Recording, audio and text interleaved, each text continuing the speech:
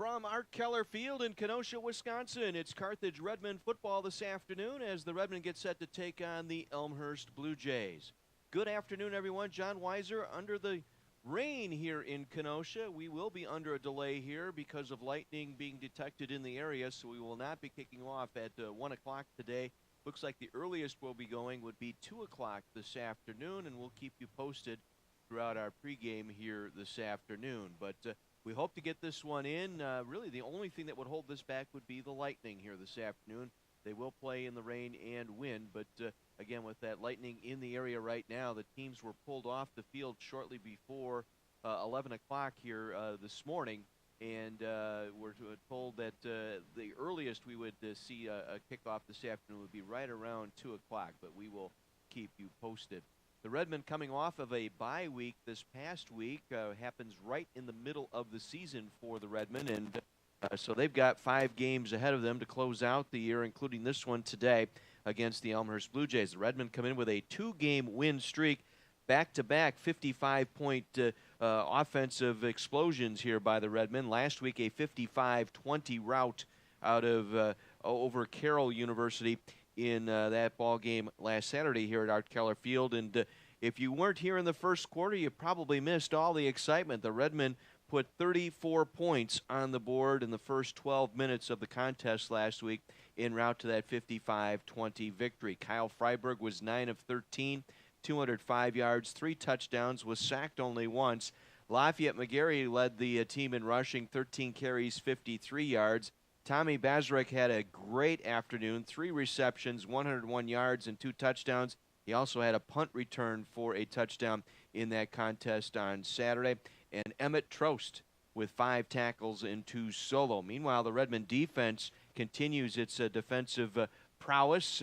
Colton Bailing, the quarterback for Carroll last week, 18 of 28 for 228 yards. He threw 3 interceptions, was sacked once. They held J.J. Keels, their starting running back, to just 12 yards rushing.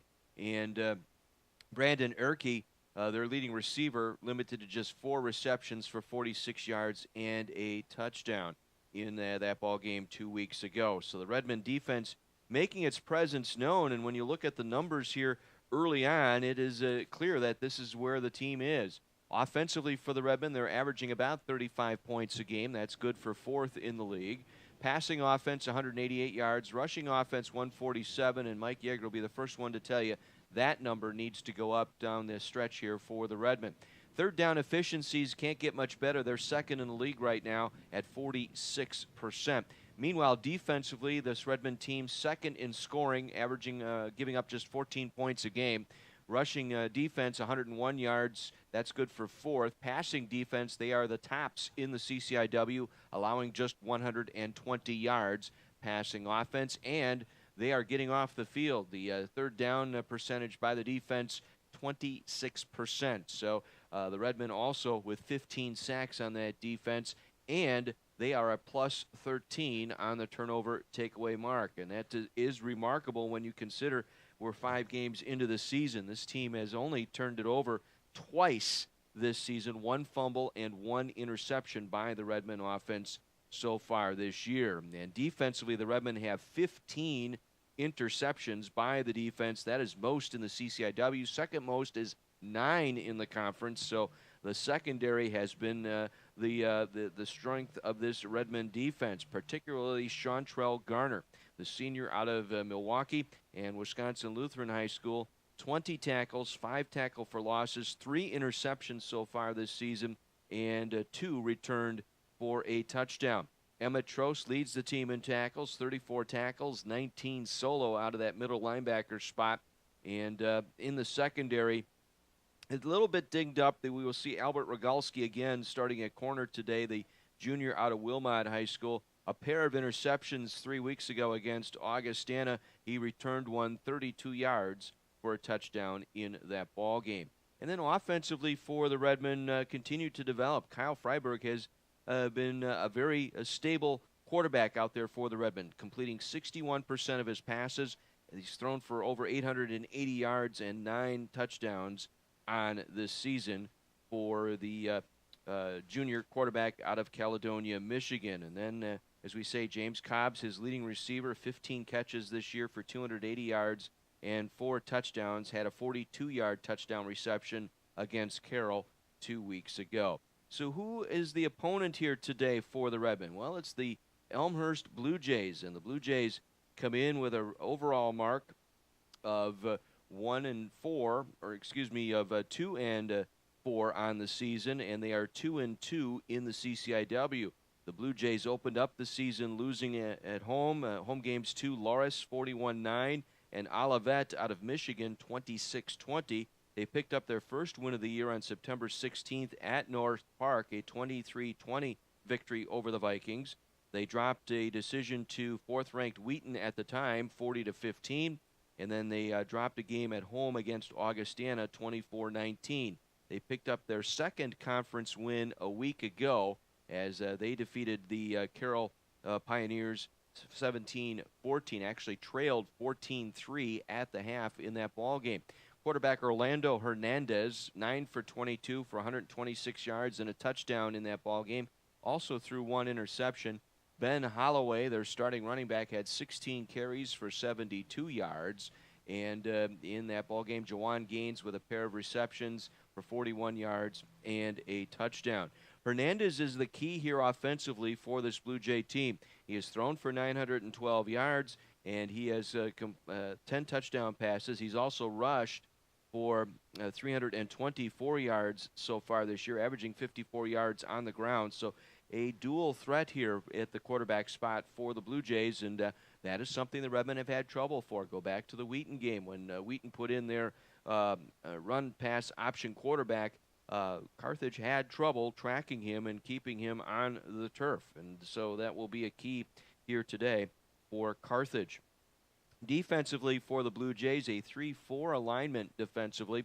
So this is a team we don't see that too often because teams are going to try and stack their defensive front against the Redmen to try and keep that running game at ease. But as you would look at the numbers here for Elmhurst on the season, they average 17 points a game, and they're at the bottom third of the league in both passing offense and rushing offense. And third down efficiency, 7th out of the 9 teams at just 34%, and they have allowed 17 sacks offensively so far this year. Flip it to the defensive side, they are allowing 27 points per game. That's 7th in the conference. They have a pretty good pass defense. They're second right behind the Redmen at 157 yards per game, but their rushing defense giving up almost 160 yards per game, and third down conversions 42% defensively. So this is a team that has struggled to get off the field at times and has given up long drives, and that will be the key here today for the Redmen. Ball control and long drives for Carthage here this afternoon. We mentioned Orlando Hernandez and Ben Holloway offensively for this Blue Jay team, but defensively, their strength is in their linebacking core and secondary. Mike Dicken with 38 tackles, Tyler Hausman, their other linebacker, with 39 tackles on the year, so they lead their team in that respective category, as does Joe Nixon, a 6'1 senior. He has 20 solo tackles and 2 forced fumbles on the year. And then you look at their secondary, each member of that starting secondary, cornerback, the 2 safeties, each has 1 interception on the season so far. Victor Obador is their leader back there. He has 32 tackles, 2 tackle for losses, 1 interception, and he's also blocked a kick this year. So he will be a force to be reckoned with here this afternoon. Carthage and the Blue Jays this afternoon. The Redmen hold the lead in the all-time series, 38-27-1. This goes all the way back to 1936, and the Redmen have won 2 straight in this series, the last 2 games having been played down at Elmhurst. So the Redmen with a 2-game win streak in this series. When we return, we'll visit with head coach Mike Yeager and get his thoughts coming off the bye week and entering the game today against the Elmhurst Blue Jays. We'll do that right after this 60-second timeout. You're listening to Carthage Redmen football on AM 1050 WLIP.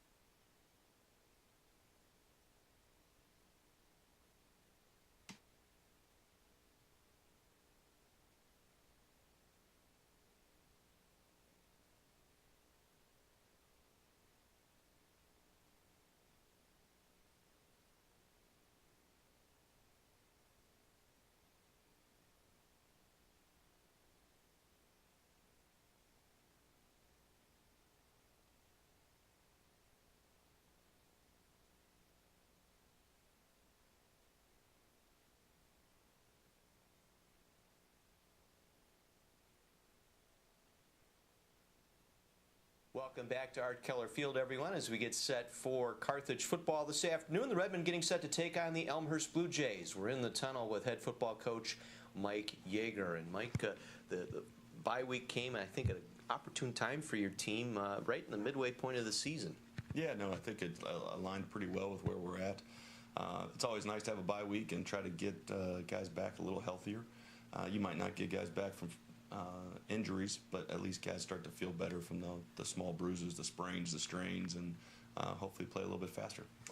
Do a little self-assessment on your team halfway through the season. What have you liked? What have you disliked? Where does the team need to improve? You know, you're always looking for improvement in every area. We've been pretty consistent, with the exception of a couple quarters, the first half against Wheaton and the first start against Augustana of playing pretty well. We've just got to get better in all three areas and play more consistently. If we do that, we'll have success the second half. Individually, anyone jump out at you as a surprise this year, that you were surprised at how they have performed up to this point? No surprises. I think the guys that we thought were going to perform well have performed well, and it's been good to see. Been stable on the offensive line, defensive line for the most part, although Seimer's going to miss another game today on the defensive line. But for the most part, as you said, consistency, and I think that's due to the personnel. A lot of the injuries that have not really affected the 2 deep seriously. Well, you still have injuries, and you're going to lose starters. We've been having 4 or 5 starters here for a while, and hopefully we'll start to get some of them back here in the next couple of weeks, and obviously that's going to help. But I think that speaks more to the depth. Our backups are much better than what they used to be, and they're playing better. I would think as a staff and again as a team, you look ahead at the landscape here over the next 5 games. Carthage controls its own destiny here, whether or not they go to postseason or not. Well, as a staff and as a team, we're looking at Elmhurst. That's all that we can worry about today. We've got to find a way to win this football game today. What's going to work today for your team offensively against this Blue Jay defense? Well, hopefully we can do more of the same that we've done in the last couple of weeks and start to establish the run, which we've been better at here these last couple of weeks, and the big plays through the air off of that run game. I think hopefully we'll be able to do that today. What's been the key for that big play? Has it been the play action off of the run, using that run to set that up? Yeah, no, I think when you start to run the ball well, people got to add that extra defender in the box. You get the one-on-one matchups on the edge, and when you do that against our receivers, it gives us a good chance to win. Blue Jays come in, they think they have a pretty good shot here of controlling their own destiny going forward. They consider this a rival game, and Coach Plant's a former player here at Carthage, played under head coach Rux. I think he's added this game as kind of his personal rivalry here against his former school. I think when you play in the CCIW, almost every game becomes a rivalry game. You play each other every single year. Every game's huge. Every rivalry, for lack of a better term, is intense, and Elmhurst is no different. Their quarterback, Hernandez, contributes roughly 200 yards a game, both with his feet, about 60 yards a game on the ground, and almost 200 yards in the air. He's one of the best players in the league. He does a great job running the ball and throwing the ball very accurately. He's a good player. For you to slow down their offense, you got to stop him. I was going to say, that leads me to a key there, and that would be, if you want to kill the snake, you start at the head. Yeah, no, we've got to be able to contain him. You're not going to completely stop him. He's going to make some plays, but we've got to be able to contain him today. Defensively, it's a 3-4 alignment for the Blue Jays. I don't know if we've seen that. I can't recall recently seeing a 3-4 alignment. So does that add any dimension offensively for you? It does a little bit. It's a little bit different look. We've seen it a little bit this year. It's funny, in the last couple of years, because of our run game, they've gone to some 4-man front stuff. So we'll see if they do that again this year. They've got a good defense as well. I was looking at Hoseman and Nixon, their 2 leading tacklers. That's 81 tackles between those two, the 2 linebackers. Yeah, no, their defense is built to kind of funnel the tackles to the linebackers, and those guys have done a good job of making those plays this year. Leads us now to our keys to the game today for the Redmen, and what's going to take for a Redmen victory? Well, first and foremost, we've got to be really strong in terms of the run game on offense. Defense, we've got to limit the big plays, specifically with their quarterback. And then we've got to win the turnover margin. We've done a good job of that this year. If we do those 3 things, I think we'll have success today. Let's hope we have good weather. I know the forecast not so good for the game today. Yeah, that's part of the deal. It's football. That's fall in Wisconsin, so we'll just enjoy it. Mike, go get him. Thanks. Head coach Mike Yeager joining us in the tunnel as the Carthage Redmen get set to take on the Elmhurst Blue Jays this afternoon from Keller Field. I'll be back with the starting lineups and the kickoff of this afternoon's game right after this on AM 1050 WLIP.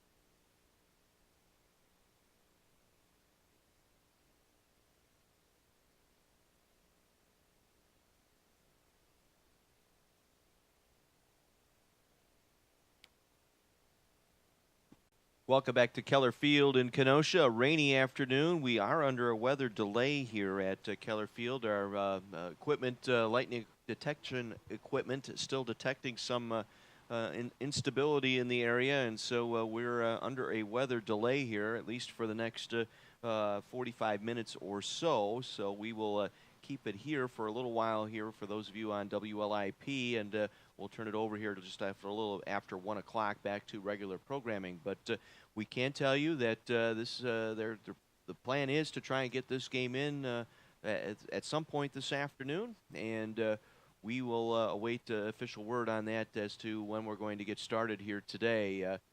We've been told anywhere from around 2 o'clock to 1:45 to 2:15, kind of a frame there, and we'll have to wait and see how that transpires. While we have the moment, let's give you the starting lineups for this afternoon. We'll start first for the visitors from Elmhurst under head coach Ron Plants. We talked about that. He's a former Carthage player, played for Tim Rucks here, and is 0-3 against the Redmen in his coaching career here at Elmhurst. We'll start with their offense. At left tackle will be Pat Walsh, a 6'2", 250-pound senior. Jeremy Allen will start at left guard, a 5'10", 285-pound junior. Garrett Underwood will start at center, 5'11", 275, and a junior. David Michaels, 6 foot 260, and a junior at right guard. And the right tackle will be Chandler Cohen. Cohen, 6'4", 275, and a freshman. The receiving core for the Blue Jays includes Austin McKellar at wide receiver, 5'9", 183. Hassan Austin at 5'10", 160, a freshman.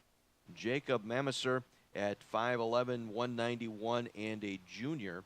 And the tight end is Matt Brackman. Brackman, 6'2", 233, and a junior. The running back this afternoon will be Ben Holloway.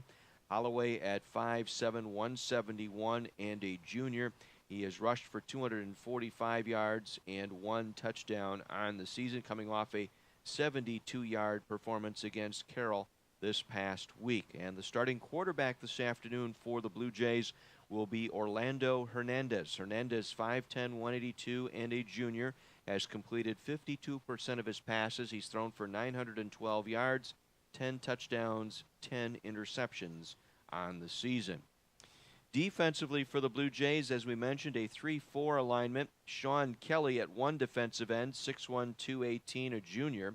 The nose guard will be John Rubino. Rubino, 5'8", 247, and a senior. And the right defensive end will be Romaine Richards, 5'11", 220, and a junior. A very good linebacking core led by linebacker Joe Nixon, a senior, 6'1", 215.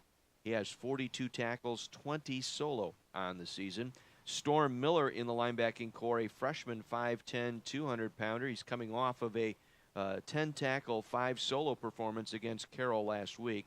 Mike Dicken at linebacker, 5'11", 215, and a senior. And Tyler Hossman, 5'10", 177, and a senior.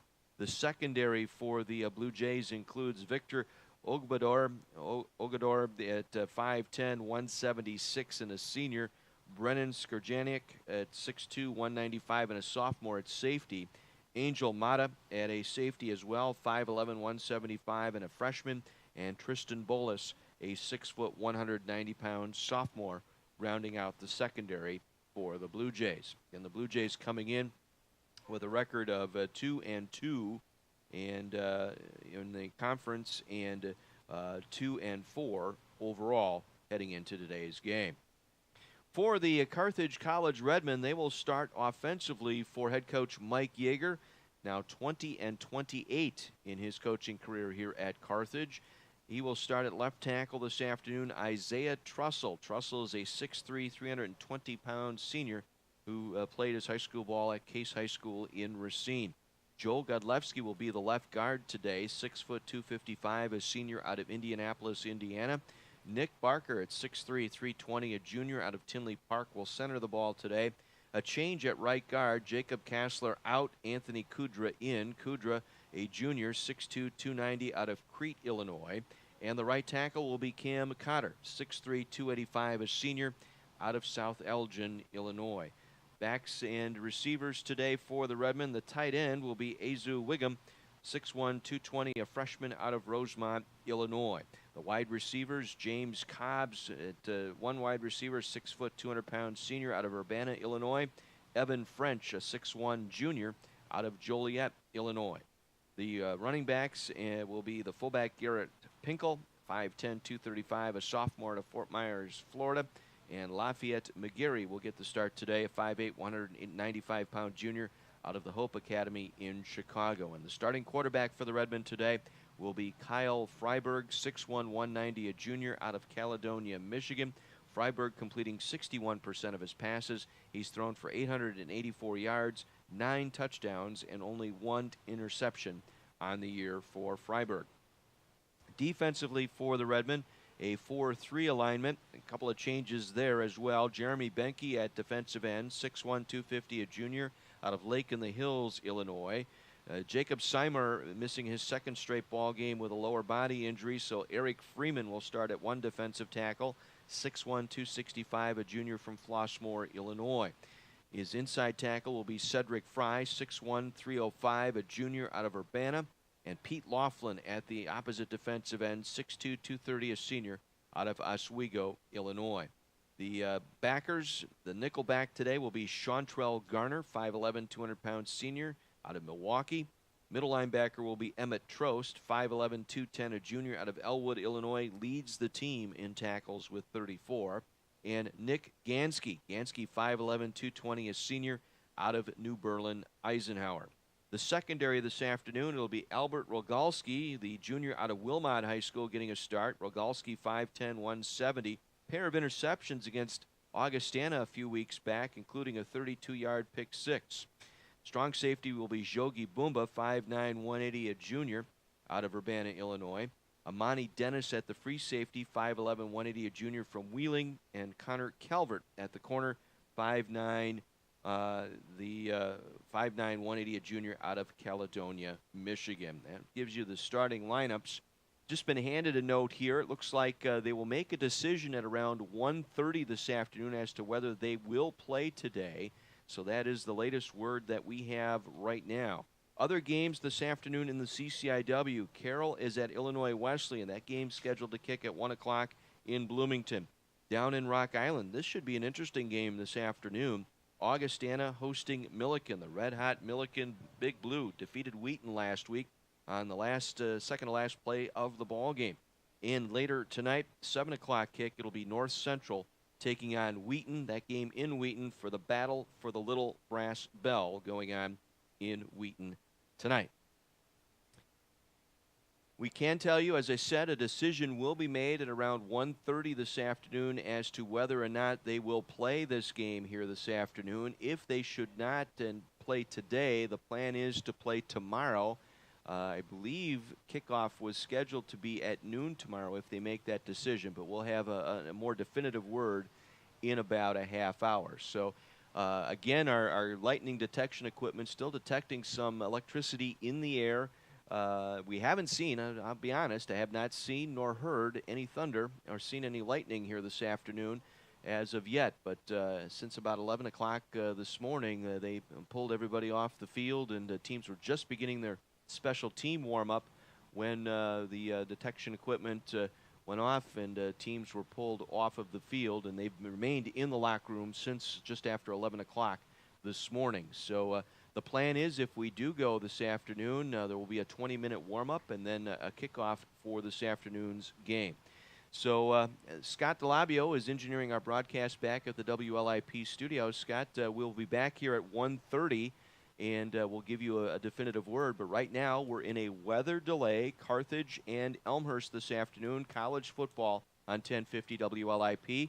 John Weiser saying we'll join you at 1:30 this afternoon. We should have more word on exactly what we will be doing here from Keller Field in Kenosha. Until then, we'll check back in with you. John Weiser on 1050 WLIP.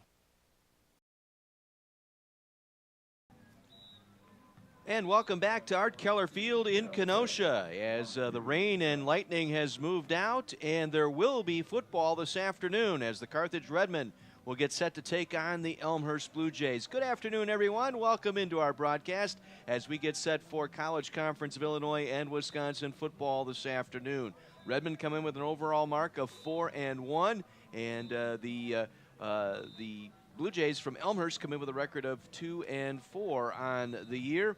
Redmond are 2-1 in conference play, and the Blue Jays 2-2 in conference play. So there will be football this afternoon after a little bit better than a 1 hour and 15-minute delay. We expect to kick things off at 2:15 this afternoon here at Keller Field. It will be a wet afternoon. Rain pretty much in the forecast for the remainder of this afternoon. And again, as I said, the only reason we did not start this game on time today was the threat of lightning, and the betterment of safety here decided to keep the players off the field, and just recently brought them back out about 10 minutes ago. So they're in the throes of their warm-ups here this afternoon. Let's get you caught up to date on a couple of things in the CCIW this afternoon. A couple of games going on right now. Both games in the second quarter. Down in Rock Island, Illinois, Augustana is leading Milliken by a score of 10-0. And in Bloomington this afternoon, midway through the second quarter, Illinois Wesleyan struggling with Carroll. It's 7-0 Wesleyan, as the Pioneers posing a bit of a problem for the Titans this afternoon. Later on tonight, it'll be Wheaton taking on North Central, hosting North Central in the battle for the Little Brass Bell. So that'll be the game going on. North Park on the bye week this week in the CCIW. A couple other items. Women's volleyball going on this afternoon down in Chicago. The Lady Reds volleyball in their third set now. Both the Carthage and North Park winning a set apiece. The Lady Reds winning the first set 25-23. The North Park Vikings coming back 25-19 in the second set. They're currently in the third set. North Park leading Carthage 17-15. Then later on tonight down in Decatur, Illinois, it'll be women's and men's soccer. Sarah Meyer and the Lady Reds taking on the Big Blue at 5 o'clock. And then Steve Dolman and the Redmen taking on Milliken at 7 o'clock tonight down in Decatur, Illinois. A couple of other items to pass by before we give you the starting lineups. The high school football playoffs will get underway next week here in the state of Wisconsin. And in Division I, the pairings and seedings came out this morning. Kenosha Bradford will get a rematch with Lake Geneva Badger in the first round. It'll be Bradford at Lake Geneva Badger this coming Friday. And the winner of that game will take on the winner of the Franklin-Janesville-Craig matchup in Division I. One other Division I team from the area, Racine Horlick, is a #1 seed in their quadrant. They will host Evan Jones and the Milwaukee Hamilton team in their first round. And the winner of that matchup will take on Oak Creek or Muskego. Those two teams battling it out in first round action. Over in Division II, an interesting bracket in Division II, as Waterford will host Burlington on Friday night in Waterford in the first round of that Division II playoff. The winner of that game will get the winner of the Wilmot-Monona Grove matchup next Friday night. So it'll be Waterford hosting Burlington, with the winner moving on to take on either Wilmot or Monona Grove. In Division IV, one school from the area in Division IV, and it's Racine St. Catherine, and they will host River Valley on Friday night. The winner of that matchup will then get Lake Mills or Lakeside Lutheran. Over in Division V, Kenosha St. Joe's will be on the road in the first round of their high school football playoffs. They will be at Lake Country Lutheran out in the Heartland area. And the winner of that matchup will get the winner of the Lancaster versus Westby matchup in the second round. And down at Division VI, Racine Lutheran will host Belleville, on Friday night. The winner of that game will then get either Manitowoc Lutheran or Cambridge in the second round of the high school playoffs. So that just decided this afternoon, so that gets you caught up to date there. Here we've got Carthage College football this afternoon. The Redmen hosting the Elmhurst Blue Jays. Carthage has won two in a row, I should say, in this series. And in this series overall, 38-27-1 in the all-time matchup with the Elmhurst Blue Jays in this series. Let's get you the starting lineups this afternoon. First for the Elmhurst Blue Jays, head coach Ron Plants Ron is a no stranger to the CCIW. He played football here at Carthage College, graduating in 2001, and he is 0-3 against the Redmen in his coaching career. Up front, offensively, at left tackle will be Pat Walsh, a 6'2", 250-pound senior. The left guard will be Jeremy Allen, 5'10", 285, and a junior. The center will be Garrett Underwood, 5'11", 275, and a junior. David Michaels will play right guard, 6 foot 260, and a junior. And the right tackle will be Chandler Cohen. Cohen, a 6'4", 275-pound freshman. The backs and receivers for the Blue Jays. At tight end, it'll be Matt Brackman. Brackman, 6'2", 233, and a junior. The running back this afternoon will be Ben Holloway, 5'7", 171, and a junior. And they'll go with a 3-receiver set. It'll be Hassan Austin, a freshman, 5'10", 160 pounds. He has 18 receptions on the year. Also in that mix will be Austin McKellar, 5'9", 183, and a junior. And Jacob Mamosser at 5'11", 191, and a junior. That is your starting offense for the Blue Jays. Defensively for Elmhurst, it's a 3-4 alignment. 3 down, 4 linebackers. Excuse me, I should go with the quarterback. I missed the quarterback, didn't I? Orlando Hernandez is the quarterback, 5'10", 182, and a junior for the Blue Jays. Now we can go to the defense. 3-4 alignment. The defensive ends are Sean Kelly, 6'1", 218, and a junior. And Romaine Richards, 5'11", 220, and a junior. The nose guard, John Rubino, 5'8", 247, and a senior. Linebacking core, a very good bunch of linebackers, a good foursome there. Joe Nixon leading that pack, 6'1", 215, a senior, leads the team in tackles with 42 coming into the game today. Storm Miller had quite a ball game last week against Carroll. He had 10 tackles, 5 solo. He's a 5'10", 200-pound freshman. Mike Dicken at a linebacker spot, 5'11", 215, a senior. And Tyler Hassman, 5'10", 177, and a senior. The secondary for the Blue Jays, it'll be Victor Ogador, a 5'10", 176-pound senior. Brennan Skurjanek at 6'2", 195, and a sophomore at one safety. The other safety, Angel Mata, 5'11", 175, and a freshman. And the corner will be Tristan Bolus at 6 foot, 190 pounds, and a sophomore. That is the Elmhurst Blue Jay lineup this afternoon. For the Carthage College Redmen under head coach Mike Yeager, who is now 20-28, beginning his 6th year with the organization. Offensively for the Redmen at left tackle will be Isaiah Trussell, 6'3", 320, and a senior. He prepped at Case High School in Racine. The left guard will be Joe Godlewski, 6 foot 255, and a senior out of Indianapolis, Indiana. Nick Barker will center the ball today, 6'3", 320, and a junior from Tinley Park. Anthony Kudra getting a start today at right guard, 6'2", 290, a junior out of Crete, Illinois. And Cam Cotter, a 6'3", 285-pound senior out of South Elgin, Illinois. The tight end will be Azu Wiggum. Wiggum 6'1", 220, a freshman out of Rosemont, Illinois. We should see Sean Davis back in a couple of weeks or so. Should have him back at that tight end spot, maybe as early as next week against Wesleyan. Garrett Pinkel is the fullback, 5'10", 235, a sophomore out of Fort Myers, Florida. The tailback will be Lafayette McGarry, 5'8", 195, a junior out of the Hope Academy in Chicago. And the two wideouts will be James Cobb, 6 foot, 200-pound senior out of Urbana, Illinois. Leads the team in receptions with 15 and receiving yards with 280. And Evan French, 6'1", 190, a junior out of Joliet, Illinois. That is your Redmen offense.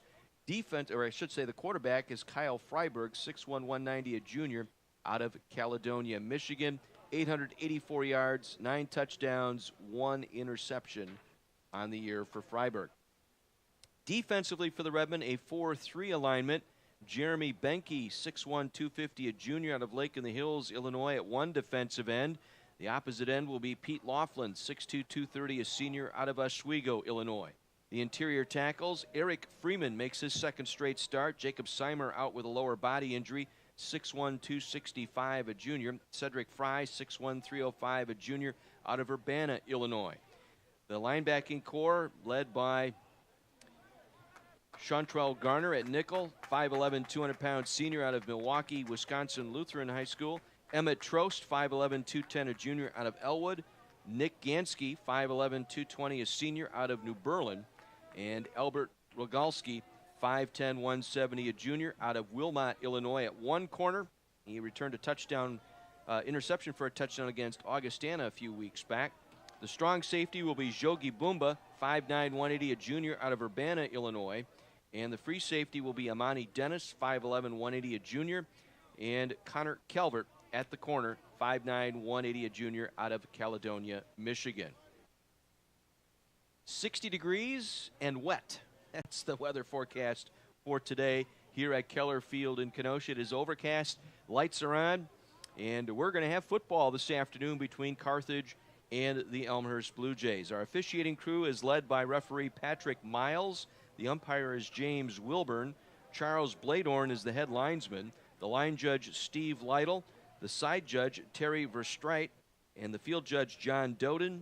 And the back judge, Kevin Swiatek.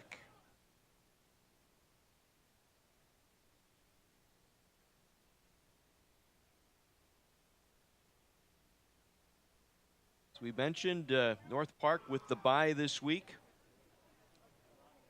2 games going on this afternoon.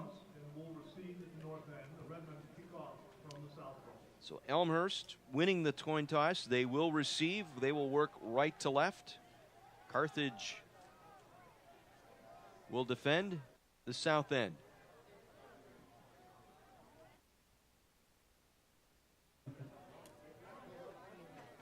As we mentioned, 3 games this afternoon and this evening.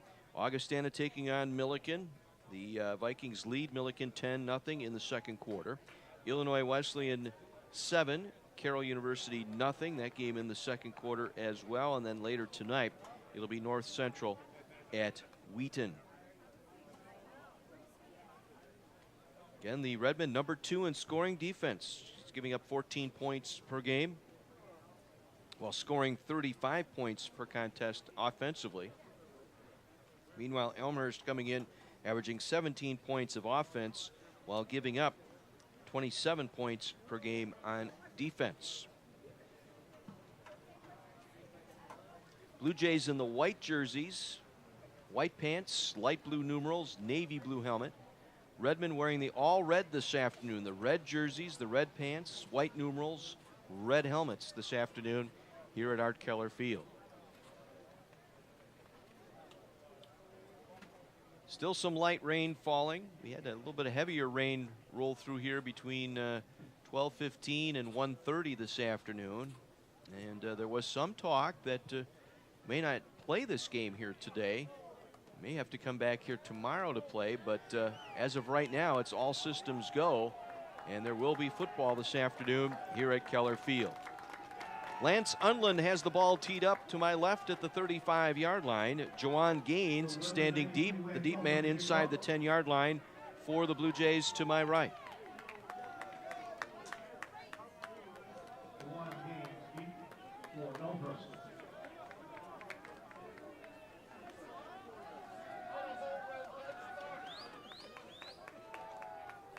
So we're set for some football, albeit late, but nonetheless we are playing this afternoon here at Keller Field.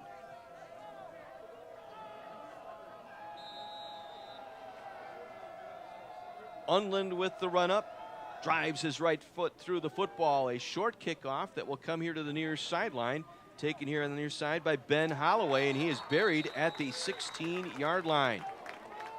Getting down there for the Redmen quickly was Cam Stubblefield on special teams. Able to get there at the 17-yard line. That's where the Blue Jays will start this drive on their own 17. Orlando Hernandez at quarterback, a junior, 5'10", 182. He's completed 52% of his passes, 912 yards, 10 touchdowns, but has thrown 10 interceptions. He's also rushed for 324 yards this season.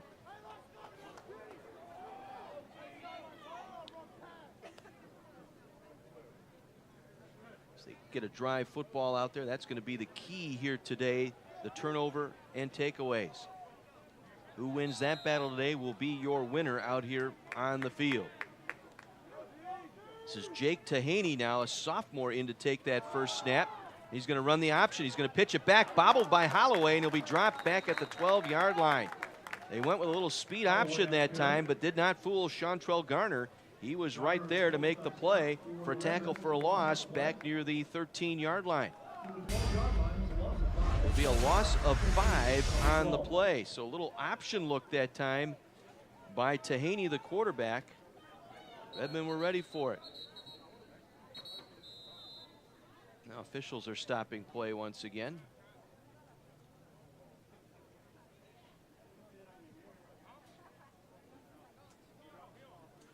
This will be a 2nd down and 15 from the 12-yard line for the Blue Jays as they get everyone set. 2 receivers here to the near side, single receiver to the right. Holloway is the single back, lined up off the left hip of the quarterback.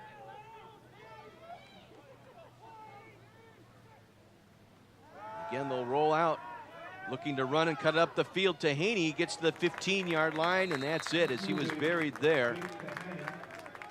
Cedric Fry, one of the first players to get there. Fry, 6'1", 305-pound junior out of Urbana, Illinois, able to get on that stop. A gain of 3 on the play to the 15-yard line. It'll set up a 3rd and a long 11 here for the Blue Jays. Blue Jays converting 34% on 3rd down. That's 7th in the 9-team league. McKellar will line up in a slot to the right side. They'll go double slot here, twins on each side. Looking to throw Tahaney. Under pressure, and down he goes. Back at the 10-yard line. Tahaney, nowhere to go. Pete Laughlin with the sack. Now 4.5 sacks on the year for Laughlin. So the Blue Jays 3 and out on their first possession.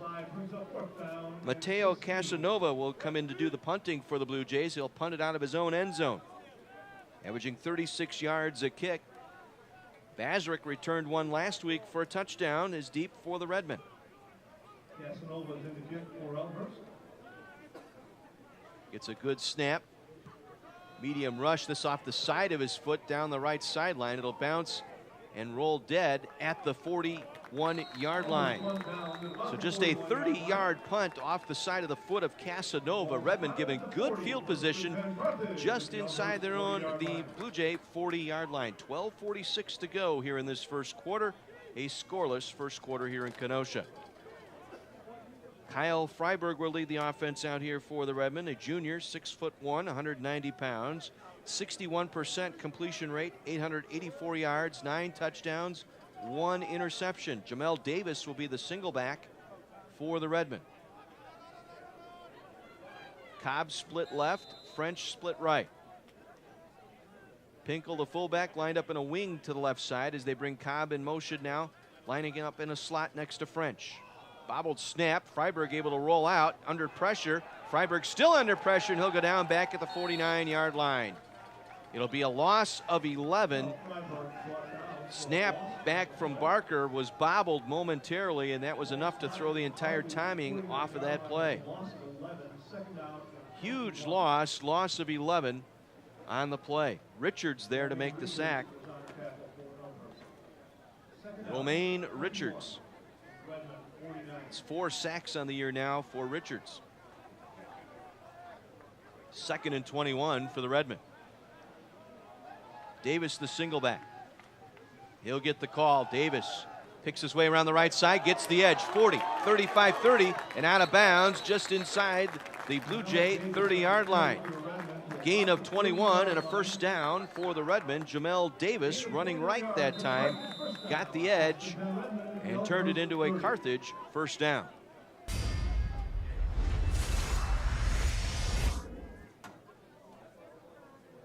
Nice job with Pinkel on that side, along with Zach Grabner, who is in there as an extra tight end, able to seal off the edge. 1st and 10 from the 30. Play action fake. Freiberg again flushed out of the pocket, comes back looking for McGarry near side, and it goes incomplete. Got flushed out immediately by Romaine Richards, again coming in clean for the Blue Jays. Wise on the cover. 2nd down and 10 Number 30. Incomplete pass makes it a 2nd and 10 for the Redmen at the Blue Jay 30-yard line. We're just underway. Blue Jays 3 and out and a punt. Redmen now trying to cash in on their first possession. 11.5 minutes to go here in the first quarter, a scoreless ball game. Davis the single setback. Cobb's in motion now, will line up in a slot to the left side. Freiberg under center. Will give to Davis. Up the middle, Davis breaking a tackle inside the 25, down to the 24-yard line. Give him full forward progress to the 23. Coming up to make the play for the Blue Jays, linebacker Storm Miller, the freshman. We told you he had a great game last week against Carroll. Had 10 total tackles, 5 solo. 3rd and 3 for the Redmen at the Blue Jay 23-yard line. Freiberg again working under center. Will hand it off. Davis again lowers his head going up the middle. Got to the 21 and is driven back there. Give him a yard and a half just across the 22-yard line. It'll be 4th and short here for the Redmen. Bobby Suchecki will check in at quarterback. See what the Redmen will do here. 4th and a good yard here for Carthage. Redmen have yet to convert a 4th down this season. They're 0 for 9. 4th and a long one for Carthage at the Blue Jay 22. Freiberg's working from the gun. High snap, he'll keep it, and he'll go down at the 26-yard line. Tried to stutter step and fell to the turf. Joe Nixon covered him up, and the Redmen turn it over on downs. Carthage offense now 0 for 10 on 4th down conversions. So the Blue Jays will take over on downs. He wanted to get the edge. It was kind of a read option look that time. He was trying to get to the edge, and Suchecki just simply lost his footing. So a 10-13 to go here in the first quarter. Blue Jays get their 2nd possession at their own 26-yard line.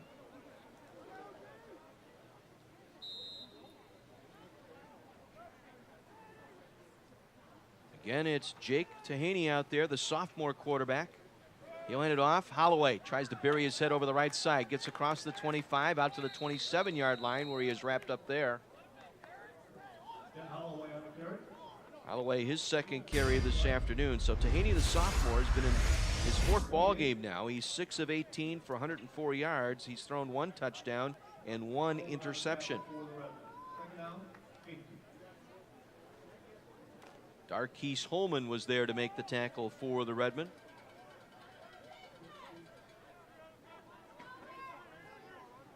Second and 8 from the 28 of the Blue Jays. They'll work it from the gun. It's a quarterback draw trying to go up the middle, and a nice play by the Redmen. Had that one bottled up. From the ground that time, Cedric Fry got a piece of Tahaney, the quarterback. Made a nice job there, held his ground, got credited with the tackle, gain of 1. 3rd down and 7 now for Elmhurst.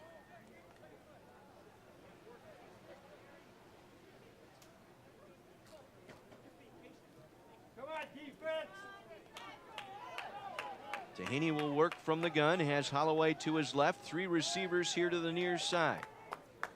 3rd and 7 from the 29, rolling to his left, now steps up, wants to throw, ball in the air, and it's knocked away incomplete, and a late penalty marker. Oh my goodness. Looked like a pretty good defensive effort by Imani Dennis. We'll get one more look here. Dennis got his left hand in there to knock that ball away. Fry provided the pressure, or Laughlin, off the edge. Looking for Matt Brockman. On the defense, number 29, 15 yards from the previous spot. First down. So it's going to be pass interference.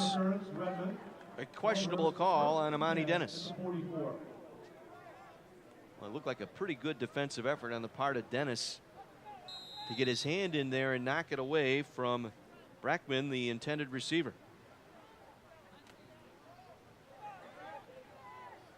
So first down by penalty for the Blue Jays moves the football out to the 44-yard line. 8:48 to go here in the first, a scoreless first quarter here in Kenosha.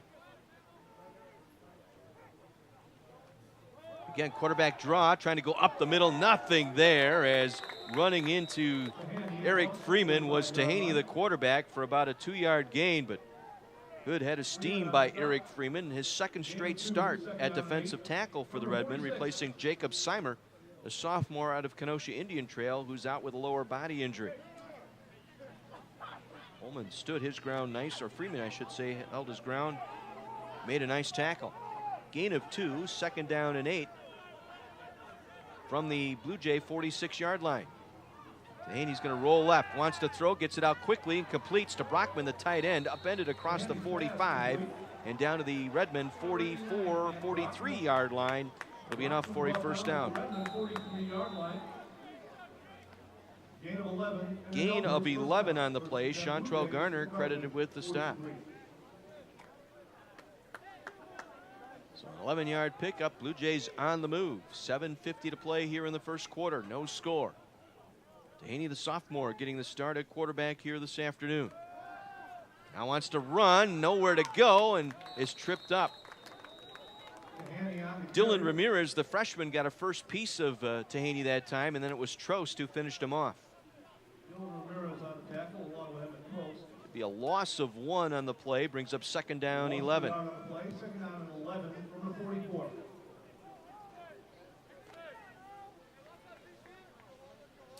Moser will roll out to the right side, along with Austin Keller. He's lined up in a slot right.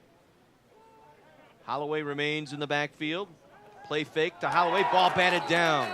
Knocked away, incomplete. Darkeese Holman, the senior, climbing the ladder that time to reject that pass by Tahaney. Like he was swinging it out here to the near side to Gaines.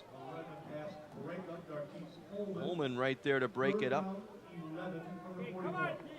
So 3rd and 11 here for the Blue Jays.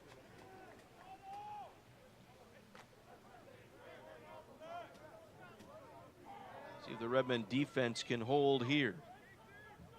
Holloway is the single back in the backfield for Tahaney. Takes the snap from the gun, rolling right. Now wants to sprint down the line, and he's pulled down from behind. Pete Laughlin once again for a tackle for a loss.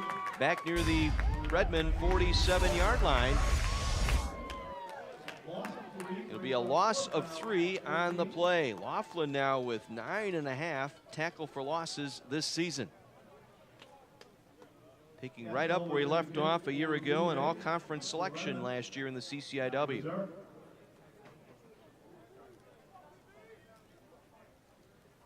Casanova on to punt for the 2nd time today.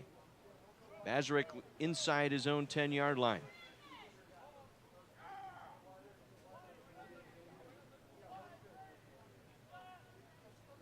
Good snap. Casanova gets this one away. Bazarek signals for and makes a fair catch at the 15-yard line.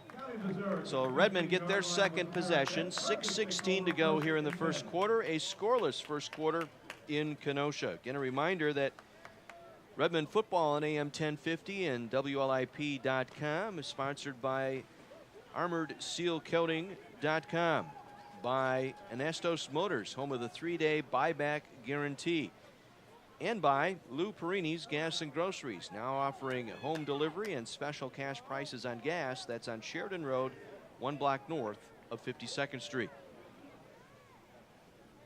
Kyle Freiberg back in at quarterback, lines up under center. Bring a man in motion here to the near side for the Redmen. Manny Jones, he'll line up in a slot near side. They will hand it off. Trying to pick his way around the left side. Nowhere to go for Lafayette McGarry for his first carry this afternoon. Dickin was there, the linebacker, senior, one of the leaders in tackles for the Blue Jays. He just shot one off the edge that time, and Dickin filling a gap. Got to McGarry after a 3-yard pickup. 2nd down, 7.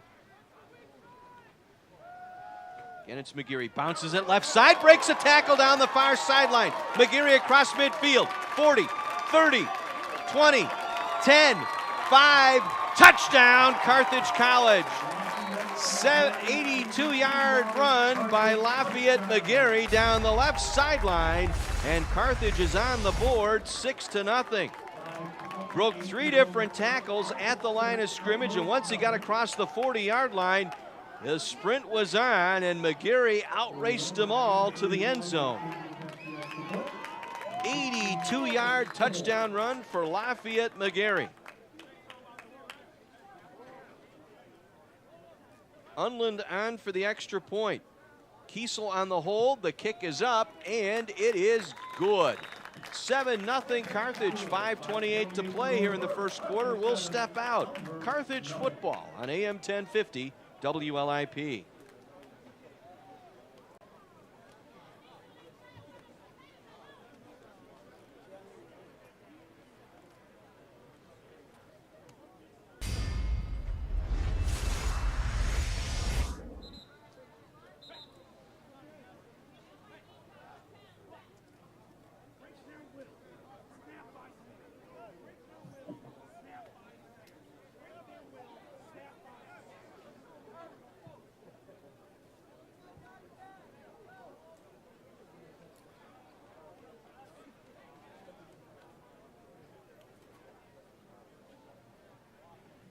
The kickoff for the Redmen. 83-1 games this week for Elmhurst.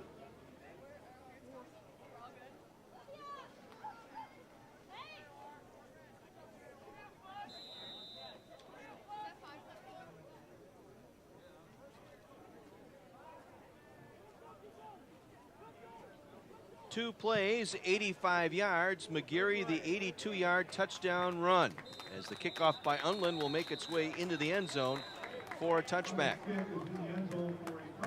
McGarry, that is his second rushing touchdown of the season, and is the longest rushing touchdown for the Redmen this year.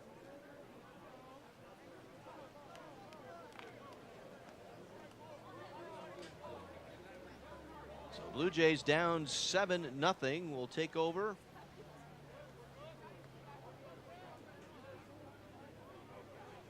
At the 25-yard line with the kickoff going into the end zone.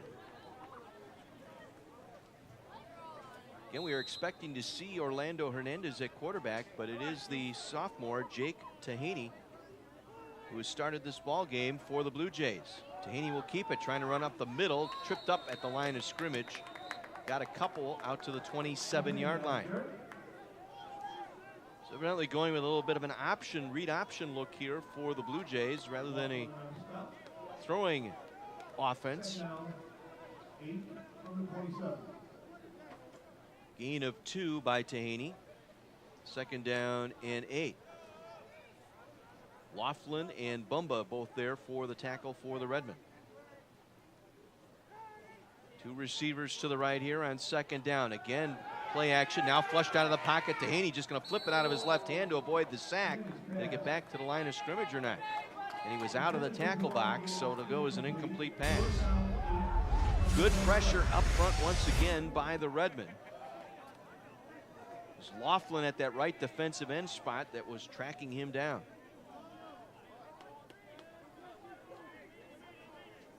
So 3rd and long now for the Blue Jays. 3rd and 8 from their own 27.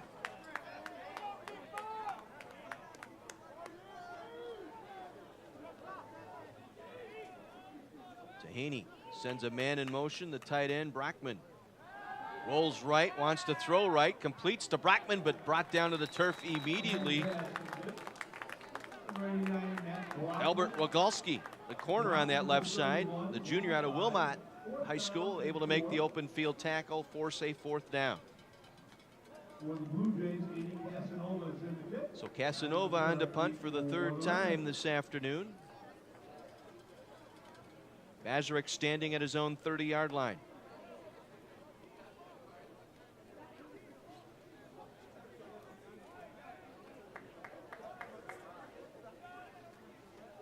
Good snap back to Casanova. A little bit of pressure, got this one away, but again off the side of his foot, barely clears the midfield stripe. See where they mark it out. Side judge walking up the sideline, that far side. Still on the move at the 50. Just a 19-yard punt off the side of the foot of Casanova, so the Redmen given a short field here at the 50-yard line with 4:02 to go here in a 7-0 Redmond lead.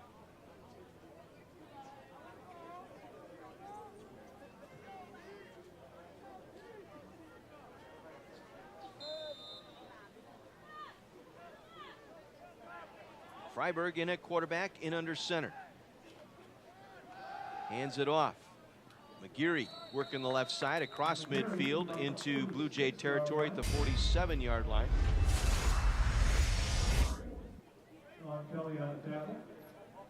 And dragged down from behind by Sean Kelly.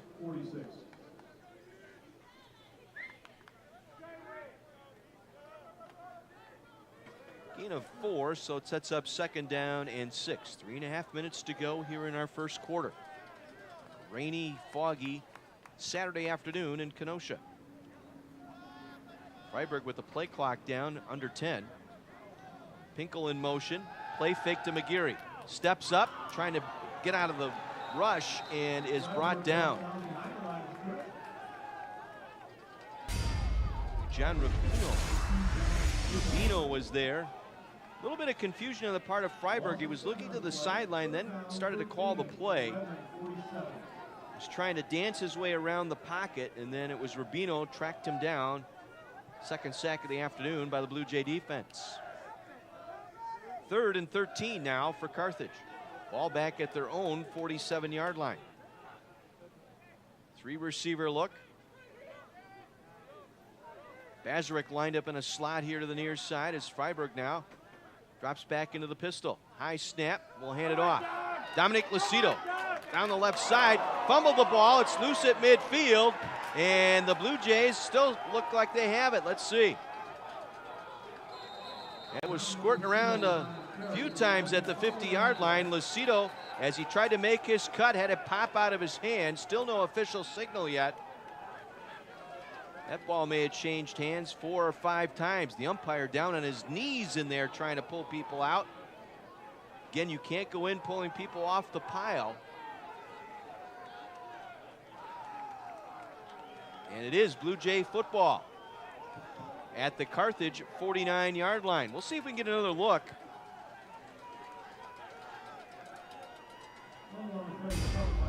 We're looking at the replay that we have available, and we didn't quite get it. Just wanted to see if Lucido lost control of it or if he was hit. So the first turnover, only the 2nd fumble by the Redmond offense this year, and the Blue Jays in business at the Carthage 49-yard line with 2:26 to go here in this first quarter. Redmond leads 7-0. The Blue Jays now a little bit of an energy here from midfield. Tahaney from the pistol has Holloway to his left, rolling left. Now steps, fires, looking down the near sideline, makes the catch inside the 25 down to the 24-yard line. Hassan Austin, the freshman out of Western Springs, with the catch. And they are in the Redmond red zone. 26-yard pickup that time, just a little sprint out to the left side by Tahaney. And he hit Hassan Austin, the freshman, in stride for the reception. Austin now with 19 receptions on the season. 1st and 10 Blue Jays from the 23. Tahaney trying to keep it going up the middle, was buried right there. No gain on the play. Laughlin and Holman there to make the tackle for the Redmen. Be a loss of 1, 2nd down and 11 at the Redmond 25-yard line. 1.5 minutes to play here in this first quarter. Blue Jays with their first big opportunity, recovering a Dominic Lucido fumble. Trying to cash it in here. McKellar in motion to the right. Tahaney, play fake. Going to sprint up the middle and going to be pulled down from behind. Trost was right there on the spy that time for the Redmen. Emmett Trost with the open field tackle short of the 20-yard line. Gain of 3 on the play, and it'll set up a 3rd and 8. Good job by Trost for the recognition that time. Stayed home. Didn't buy the play fake that time.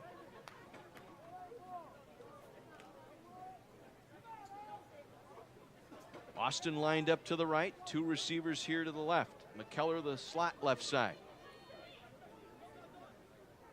Gains in motion right to Haney now. Steps up, fires going over the middle. Incomplete. It was thrown low. Looking for Hassan Austin that time. It was thrown low, skipped into him, incomplete, and brings up 4th down. It looks like the field goal unit on now for the Blue Jays. This will be a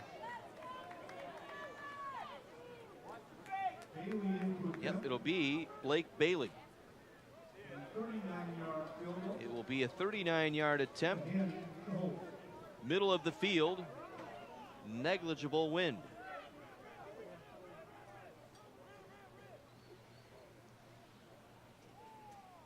Rademacher on the snap. Gets back to the holder. The kick is on the way, and the kick was blocked. Somebody got it up front, and it will fall short and roll through the end zone. And so the Redmen come up big following the fumble. They turn the Blue Jays back.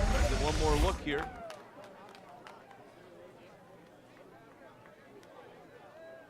Might have been Rogalski who might have gotten in there. Either he or Stubblefield both got there. May have gotten a hand on it. So it'll be Redmond ball at the 20-yard line with 29 seconds to go here in this first quarter, still leading 7-0.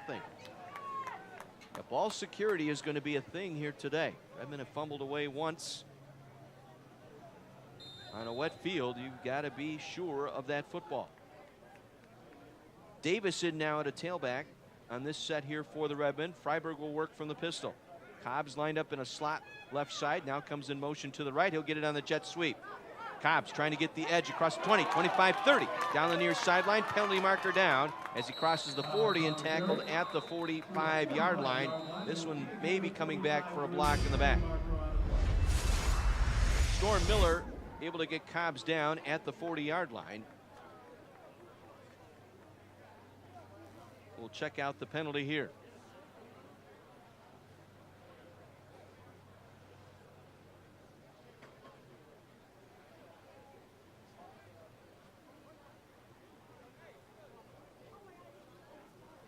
Illegal block below the waist, number 22 on the offense. 10 yards from the spot. First down. Okay, legal block below the waist on 22. We don't have a 22. We do, but he's a safety.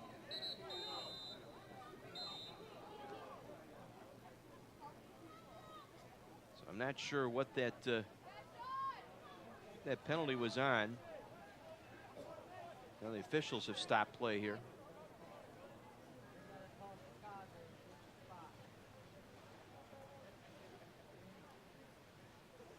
Recommended 15-yard penalty from the spot of the foul.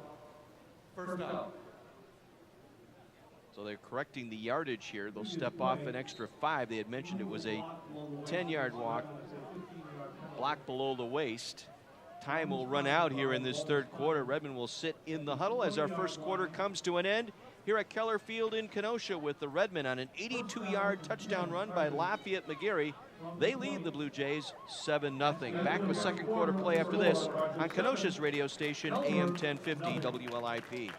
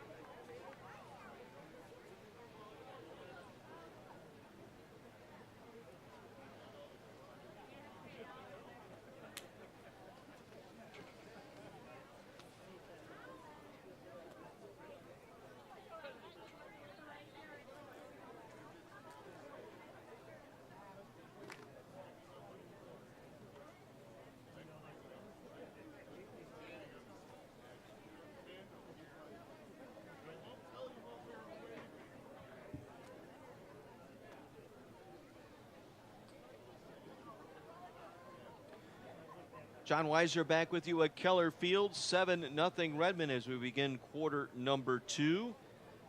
2 games going on in the CCIW, both in the third quarter. Augustana leads Milliken 13-7, and Illinois Wesleyan has increased its lead over Carroll. Early in the third quarter, it's Wesleyan 20 and Carroll nothing.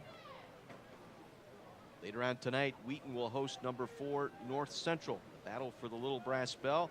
That game to kick off at 7 o'clock tonight. The previous play, the spot of the foul is the 35-yard line. 15-yard penalty. It'll be first down at the 20-yard line. So they will mark it as a first down here for the Redmen. The penalty occurred at the 35-yard line, so 15 from the spot. So it's 1st and 10 from the 20 for Carthage. Again, Grabner rolls to the right. Pinkel lined up in a wing left as Freiberg from under center drops back, fires, looking for Cobbs. Incomplete. He had him out there. Cobbs running a bit of a skinny post down that far sideline, cut in toward that far hash mark. He was open. Freiberg couldn't get him the ball. And threw it off his back foot. No, didn't quite step into that throw and floated on him, and Cobbs couldn't chase it down. 2nd and 10, Redmond from the 20-yard line. Davis in the backfield. Cobbs single receiver to the right. Ramirez single left. Kyle Kiesel now in motion. The give is to Davis, and he gets to the line of scrimmage, and that's it. Romaine Richards was there. 5'11", 220-pound junior defensive end. We've got an injured Redmond player down. Slow to get up is center Nick Barker, the junior out of Tinley Park, Illinois.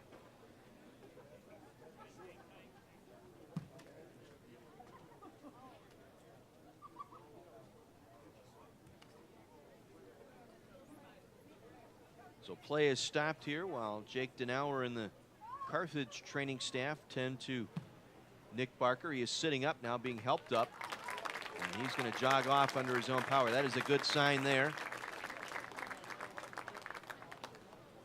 We'll have to miss at least one play here.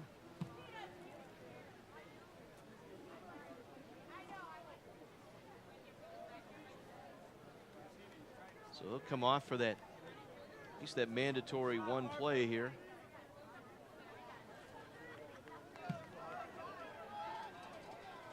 Joe Hensel is line coach with him on the sideline there.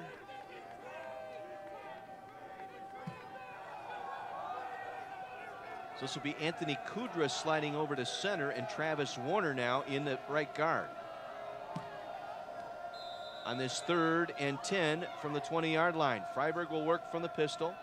Lucido to his right. Gets a good snap, steps, delivers right side, incomplete. Looked like Ramirez was tangled up with the defensive back there, no call.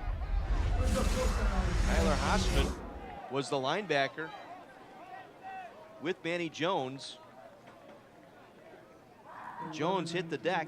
Both he and Hausman both hit the deck, no call.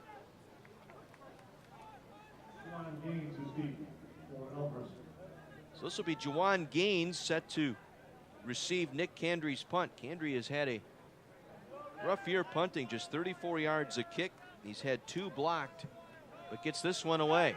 Gaines will signal for and make a fair catch at his own 45-yard line. 35-yard punt, no return. Blue Jay ball, 14:23 to play here in this first half, and Carthage leading 7-0. Women's volleyball this afternoon. The Lady Reds suffering their first loss in the CCIW this week as they fell to North Park 3-1 today. So the Lady Reds now 4-1 in College Conference of Illinois and Wisconsin play. Lady Reds won the first set 25-23, but then dropped 3 straight, 25-19, 25-19, and 25-22. Fumble on the exchange, and Tahaney has to drop back inside his own 35-yard line to fall on it. Tahaney now having trouble with that wet football. A loss of 11 by Tahaney.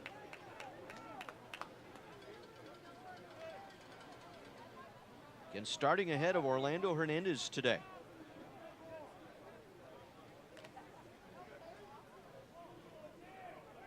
Coleman in the backfield to the left. 3 receivers here to the right side of the formation for the Blue Jays.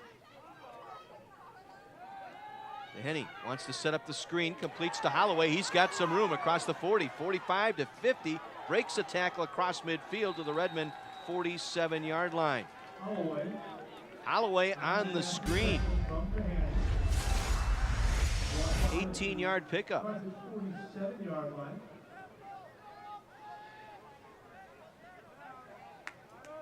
Will be third down and 2. So 3rd and about 2 here.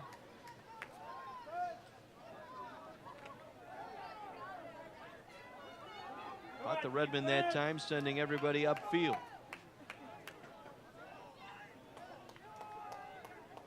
Tight end Brockman in motion. To Henny, rolling right, and throws to an empty spot in the field. Brockman never got off the line of scrimmage. He was the intended target. Good coverage by Jogi Bumba that time, the junior strong safety for the Redmond. So once again, Casanova on to punt. Bazarek standing at the 10-yard line, waiting this kick. Good snap, strong rush, and he just got it away.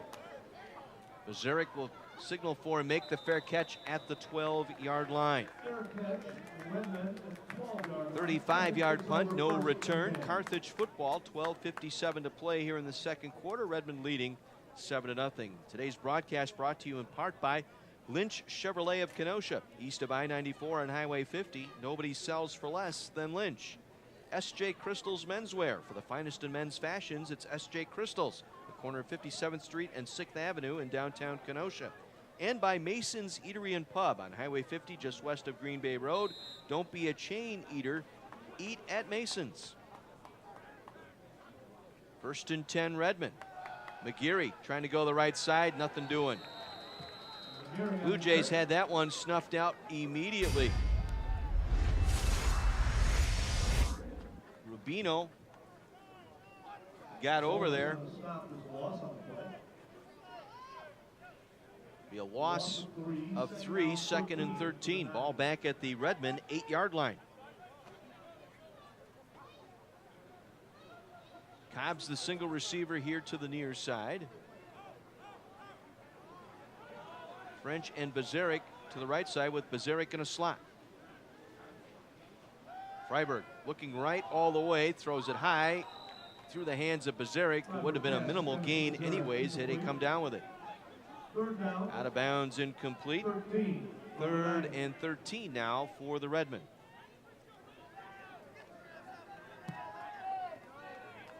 Carthage 0 for 3 this afternoon on 3rd downs. Coming in, they've been averaging 46% conversion rate on 3rd downs this season.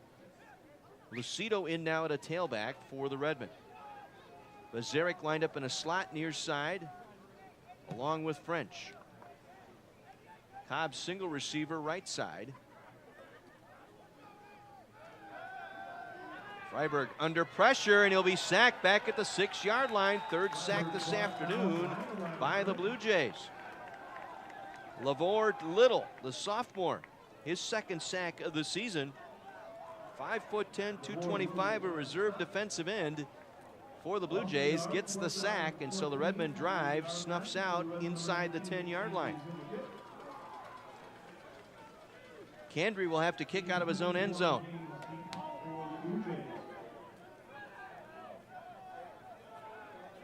Good snap. Candry gets this one away. A line drive spiral that Gaines will take at his own 48. Makes a move at the 40, 35, and down to the 31-yard line is Gaines. 16-yard return for Gaines to the Redmond 31. So the Blue Jays playing the game of field position here, have a short field on this drive. 11:26 to play in the half. Still a 7-0 Redmond lead.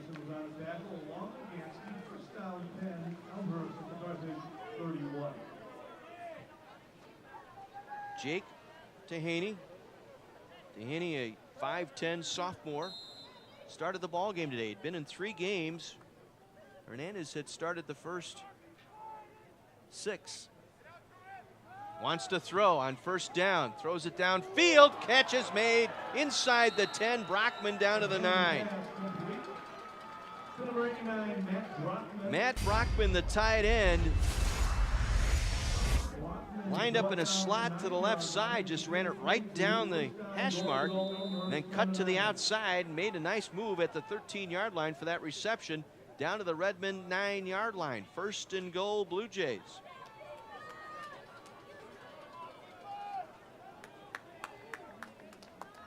McKellar lined up in a slot near side along with Mimoser. Looks left, right, now on the scramble.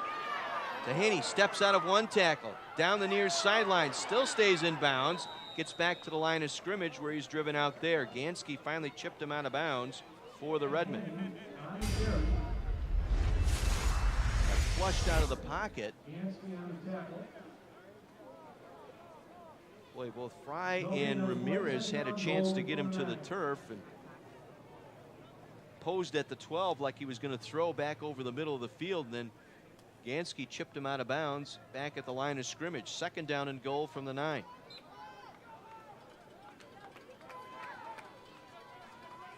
They'll go 3 receivers to the right side here on 2nd and goal.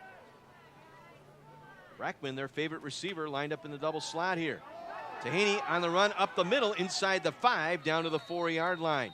Dehaney on a nice run that time up the middle, kind of a quarterback draw look. Sets up a 3rd and goal at the Redmond 4. Trost there to make the stop for Carthage. Early in the 2nd quarter, 7-0 lead for the Redmen, in danger here.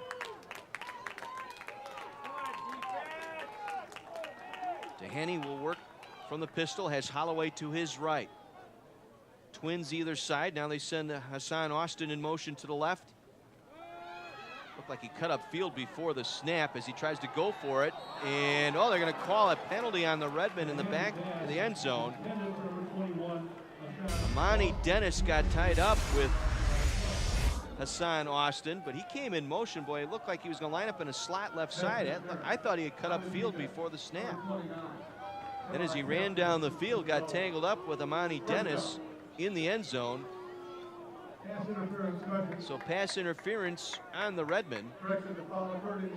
Foul occurred in the end zone.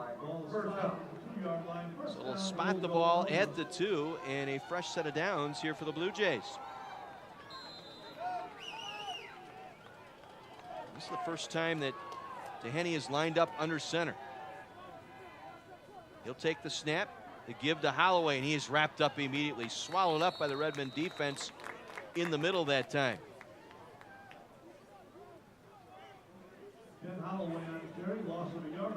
Actually lost a yard back to the 3-yard line.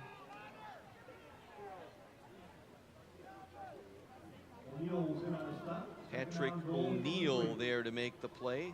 O'Neill, the 6'2", 225-pound senior, spelling Pete Laughlin right now. 2nd and goal from the 3. Dehaney coming back right, throws, completes. Austin, touchdown, Blue Jays. Hassan Austin, his 4th touchdown reception of the year, and the Blue Jays are an extra point away from tying this game up.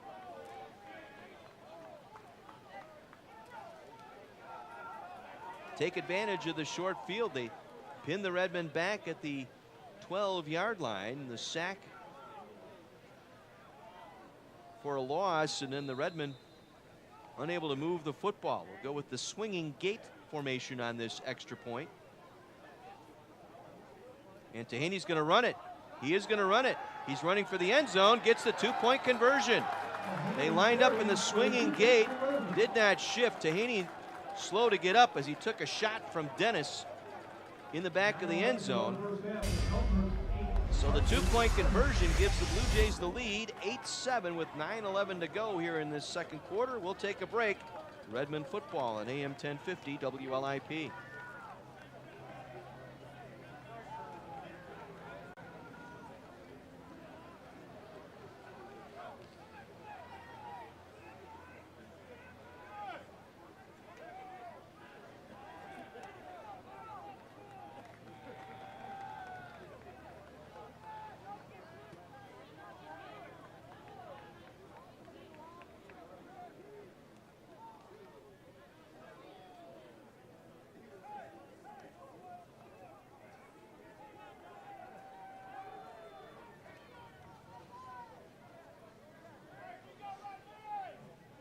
Blake Bailey to kick off for Elmhurst.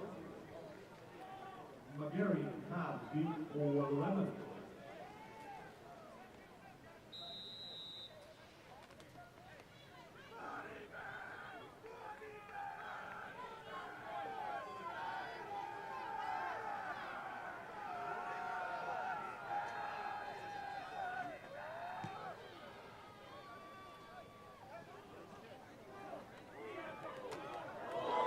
McGarry with the return up the near sideline across the 40, 45, 50 into Blue Jay territory and knocked down at the Blue Jay 38-yard line. The kicker, Blake Bailey, got to McGarry through some traffic and tripped him up. So to go as a 55-yard return. And it'll be Redmond ball inside Blue Jay territory at the Elmhurst 38-yard line. Going back to that two-point conversion, they lined up in what looked like the swinging gate formation. They had Tahaney, who is the holder on the extra points, and then he got up out of his crouch and stood there like he was going to take a shotgun snap, and they did snap it to him. The Redmen did not adjust. That left the whole right side of the field open. He was able to go into the end zone for the two-point conversion. A 5-play, 31-yard drive. And the two-point conversion makes it 8-7 Blue Jays. Here's Davis, tripped up at the line of scrimmage, otherwise he was gone. Getting a hand on him by the laces was Tyler Hoshman, the senior linebacker, tripping Davis up. Now the Redmen going to go hurry up here. Gain of 4, second down 6. Davis gets it again, picks his way up the middle, trying to bounce out to his left inside the 30, down to the 29-yard line. It'll be enough for a Redmond first down, and again, Carthage in their NASCAR now, going into a hurry-up. 1st and 10 Redmond at the Blue Jay 29-yard line. Now movement up front. Flags fly.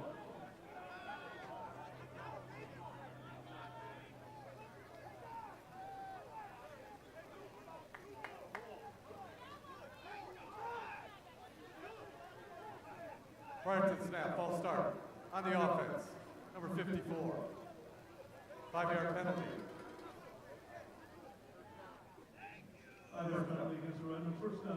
They'll go on Cam Cotter on the false start penalty.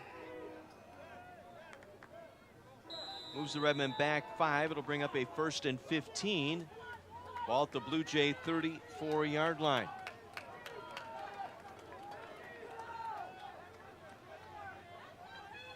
Grabner, the tight end, along with Pinkel, the fullback, lined up here to the near side. They'll give it to McGarry. Slides through the left side, inside the 34, down to the 32-yard line, a gain of 2. Brings up 2nd and 13.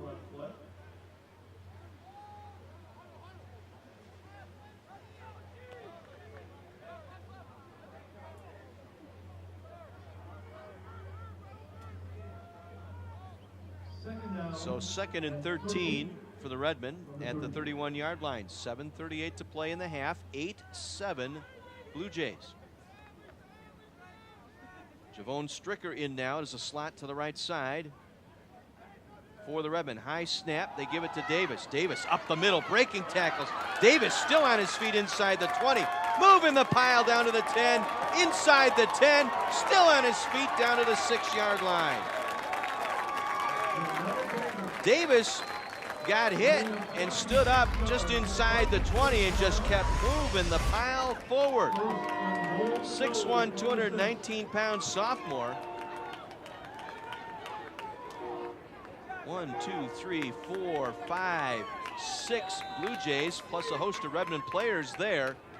Davis taking it down to the 6-yard line. It'll be 1st and goal Redmond. A 25-yard gain by Davis. This time it's McGarry up the middle, inside the 5, down to the 4.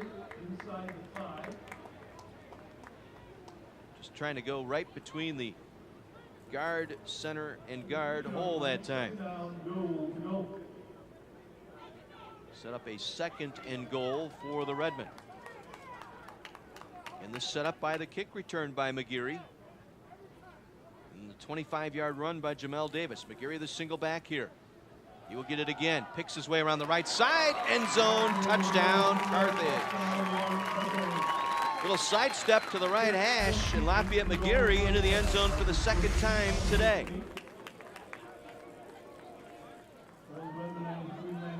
Unland will come on to attempt the extra point.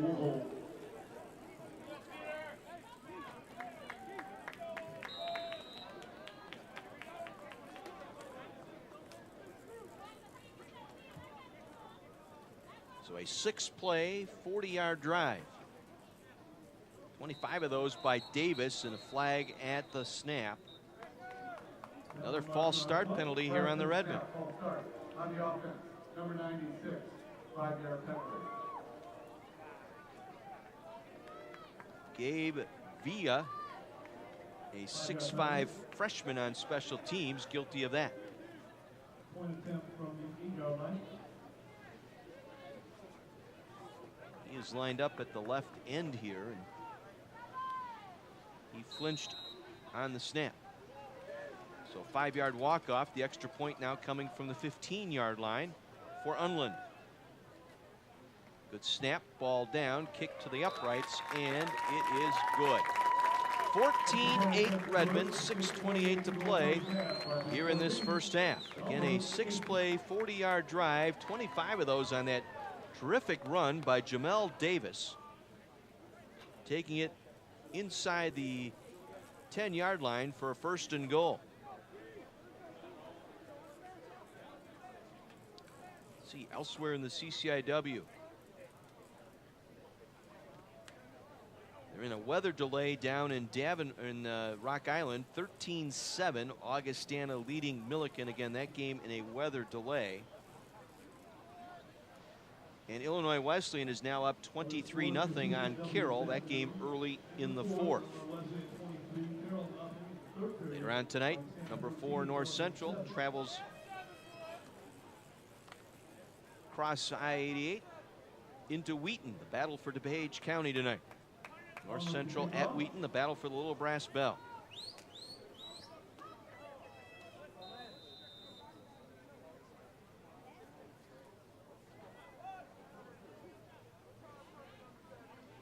Unland boots this one back. Gaines drifting back, will take it at his own 7. Breaks it to the left. Tries to shift to his right, is brought down immediately. Darren Punches getting down on special teams. The senior out of Maryville, Indiana, with a nice open field tackle back at the 15-yard line.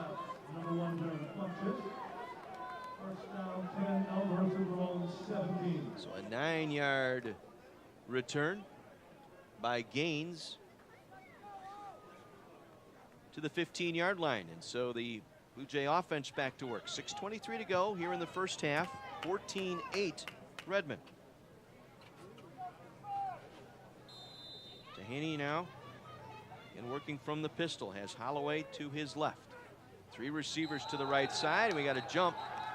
Connor Calvert jumping across the line of scrimmage on that far side. Redmond penalties today. Encroachment on the defense. Number 7, 5-yard penalty, remains first down. That's 5 penalties for 42 yards against the Redmen so far this afternoon. So 1st and 5 for the Blue Jays at the 20-yard line.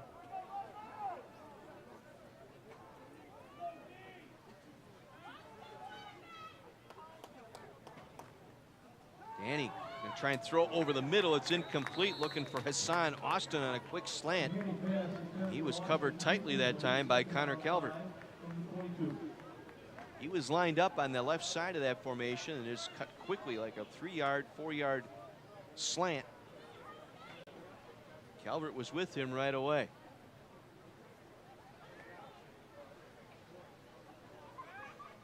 Continues to rain lightly here at Keller Field. Fog and rain for the rest of this afternoon.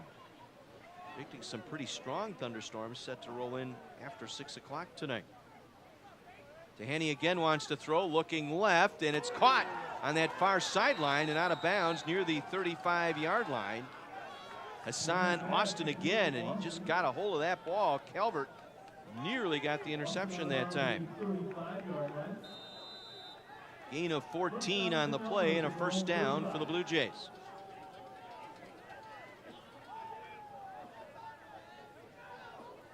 For Austin now, that is his third reception for 43 yards and a touchdown today.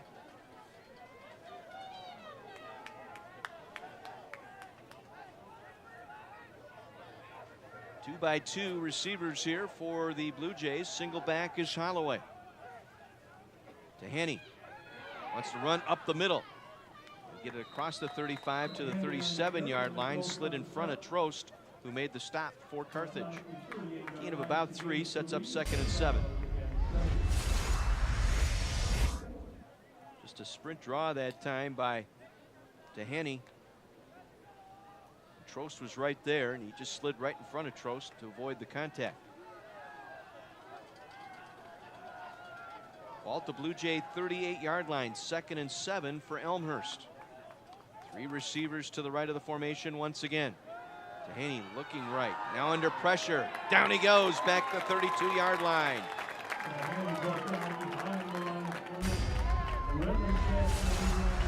Cedric Fry with the sack. Fry, the 305-pound junior, that is his first sack today.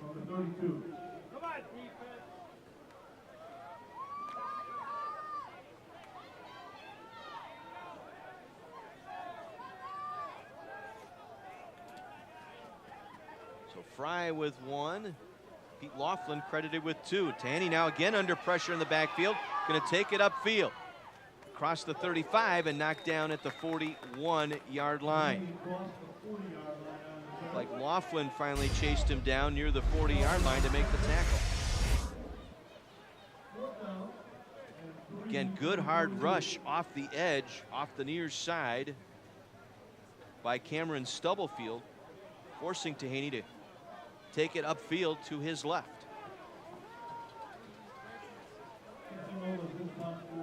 So Casanova on to punt. Bazaric standing inside his own 20. 3:45 to play here in the half. Carthage leading 14-8.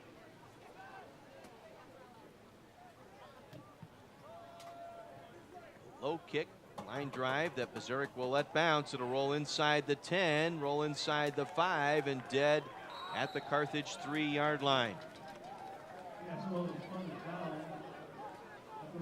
56-yard punt with no return. Most of that on a roll on the far numerals on the far sideline to the Redmond 3-yard line. That's where Carthage will start this drive. 3.5 minutes to play here in this first half. Carthage with all 3 timeouts remaining. Freiberg will lead the offense out along with Jamel Davis in the backfield. French will line up as a single receiver here to the near side. Cobb single receiver far side. Grabner and Hinkle, the tight end and fullback, line up to the right with Cobbs coming back in motion now. He'll line up in a slot here to the near side. Freiberg from under center will give to Davis. Davis breaks a tackle. Davis trying to circle back across the 10, out to the 15-yard line before he is tackled from behind. A couple of shifty moves by Jamel Davis. Started out at the right hash, then started to dart his way across the middle of the line of scrimmage to the left hash near side. Ran right into Storm Miller, who was able to bring him down, but not before Davis getting a first down. Gain of 12 by Davis. 1st and 10 Redmond at the 15-yard line. Davis again with the call. Picks his way up the middle, out to the 19-yard line, a gain of 4. 2:50 to play here in the half. As Davis will come out, McGeary will check back in.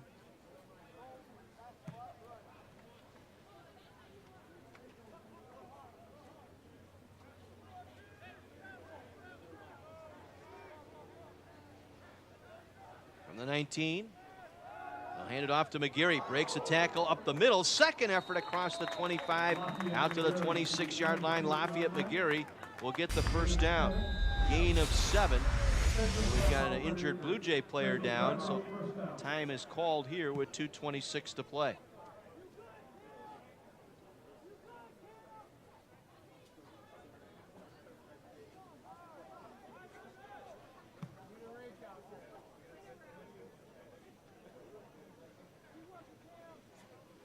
Sean Wells out there now as a tight end. That's good to see. We're expecting him maybe one more week. Wells got injured in the first week against Aurora. He's out there now as a tight end. The injured Blue Jay player.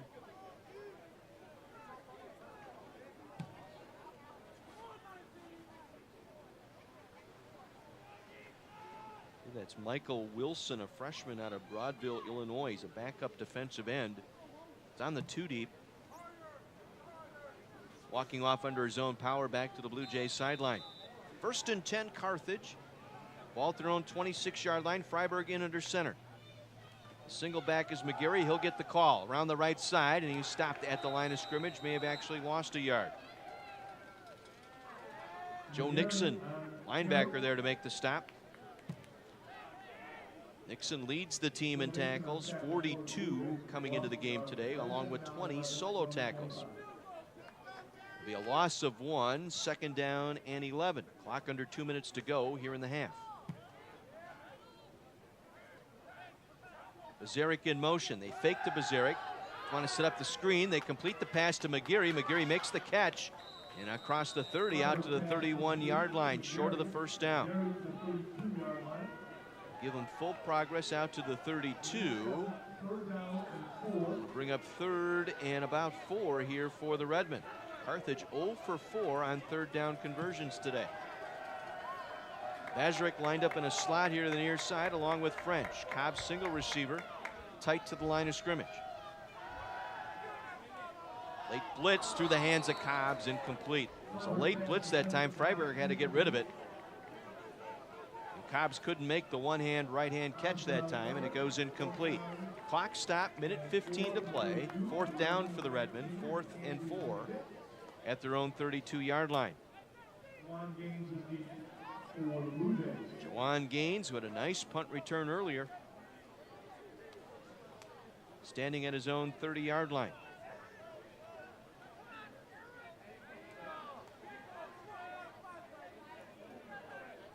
Third punt of the afternoon for the Redmen. Candry gets off a nice one. High end-over-end kick. Gaines will get away from it. It'll bounce and roll inside the 30-yard line. See where they mark it out. At the 25. That's where it goes out. 43-yard punt that time by Candry. Blue Jay ball at their own 25 with 66 seconds to go here in this first half. Carthage up 14-8.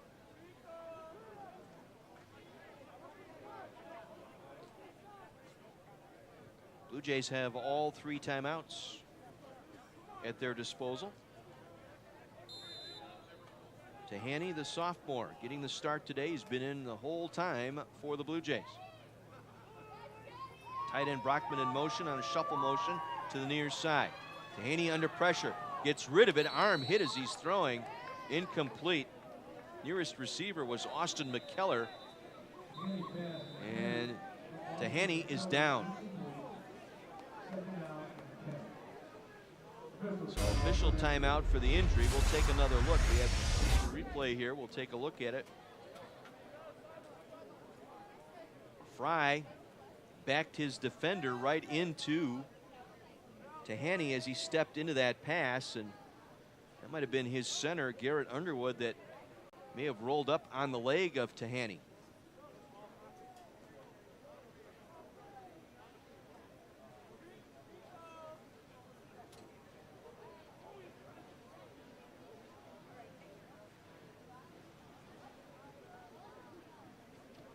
Blue Jay training staff out to take a look. Tahani is on his back at the 15-yard line. They're working on the left leg. It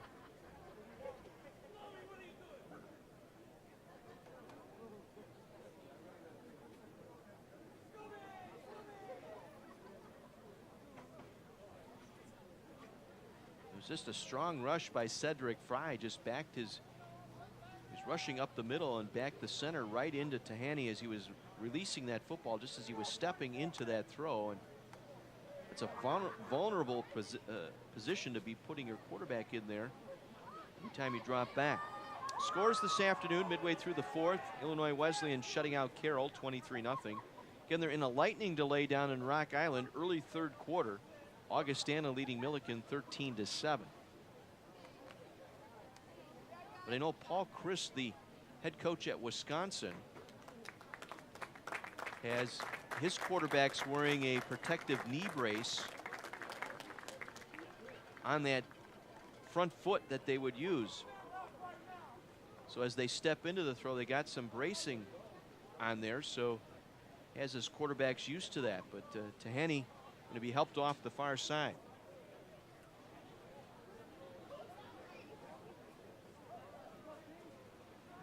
So this will be Orlando Hernandez in relief of Tahani. He's not putting any weight at all on that left leg as he's being helped over to the Blue Jays sideline on the west end here of Keller Field. This will be a 2nd down and 10. Ball at their own 25-yard line for the Blue Jays, and Hernandez. He sends Brockman in motion to the left. Looking left. Now trying to scramble is Hernandez. Penalty marker down, and he'll just slide down. Touch there, but there is a penalty flag back at the 15-yard line. This is probably a holding call here.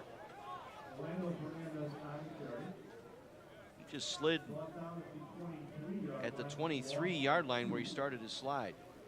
Face mask on the defense, number 98, 5-yard penalty.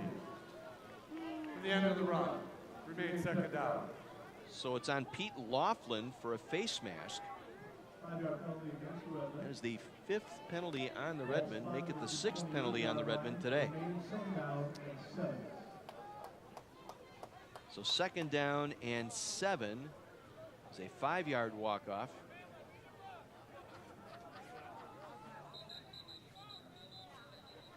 Now the side judge and the head linesman want to drag the referee into a conversation here.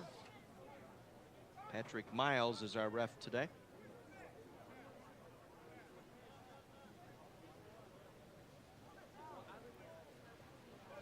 Again, we were delayed about an hour and 15 minutes here in Kenosha. The teams did not get a chance to fully warm up. They were just taking the field around 11 o'clock this morning for their special team warm-ups and were called off the field because of threat of lightning.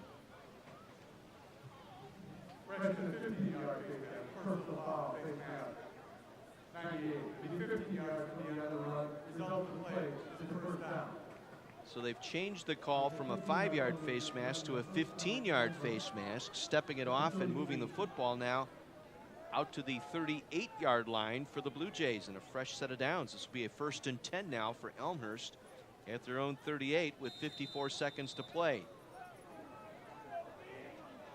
Hernandez replacing the injured Tahani. Drops back, wants to throw left side, ball in the air, receiver there, catch is made at the Carthage 26-yard line. Nope, they're going to rule it incomplete. So the ball hit the ground. Incomplete pass is the ruling. We'll get one more look.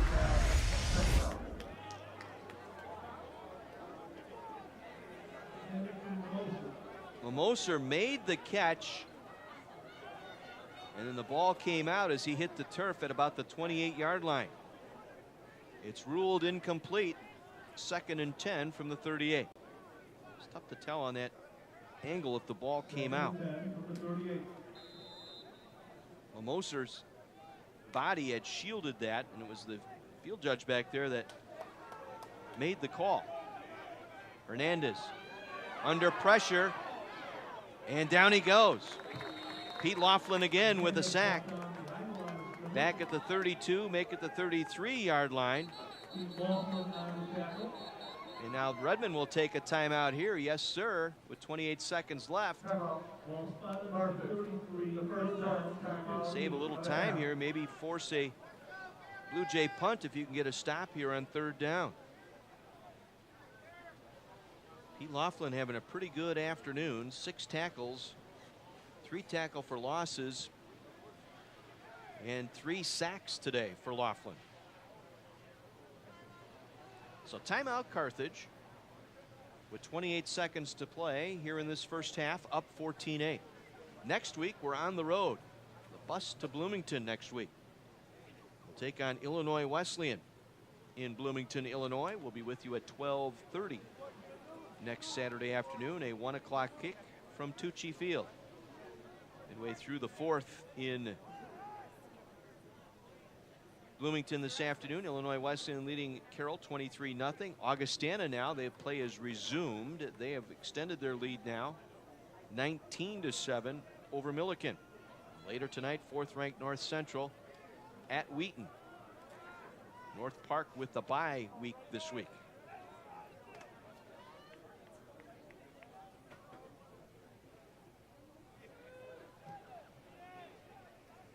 So a 3rd and 13 for Elmhurst at their own 33-yard line with 28 seconds to go here in our first half.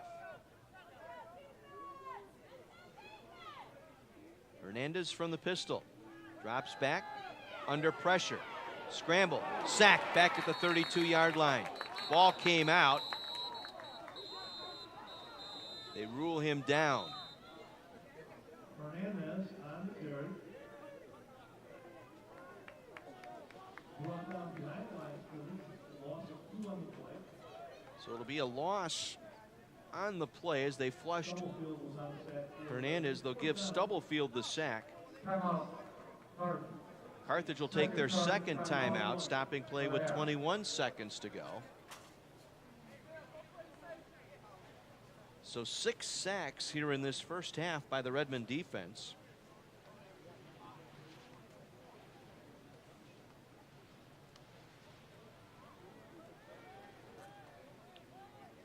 Carthage with 1 timeout left will force Elmhurst to at least punt this football.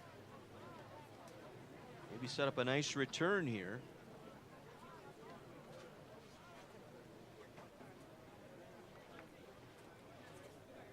As Bazaric will stand right around his own 30-yard line. 80. Mateo Casanova's in the kick. Casanova on to do the punting. 54, Tommy Bazaric for the Redmen.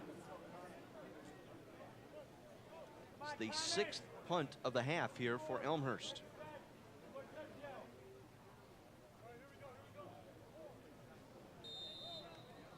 Zarek standing at his own 30.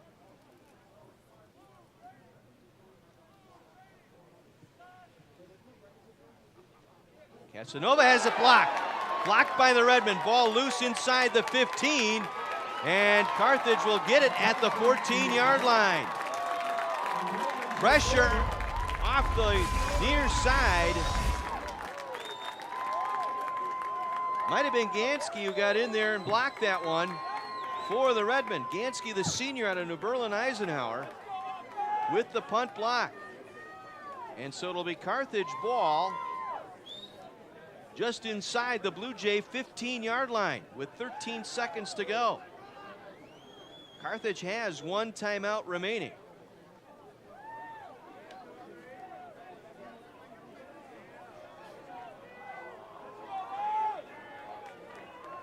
So a chance to take 1, maybe 2 shots here for Carthage.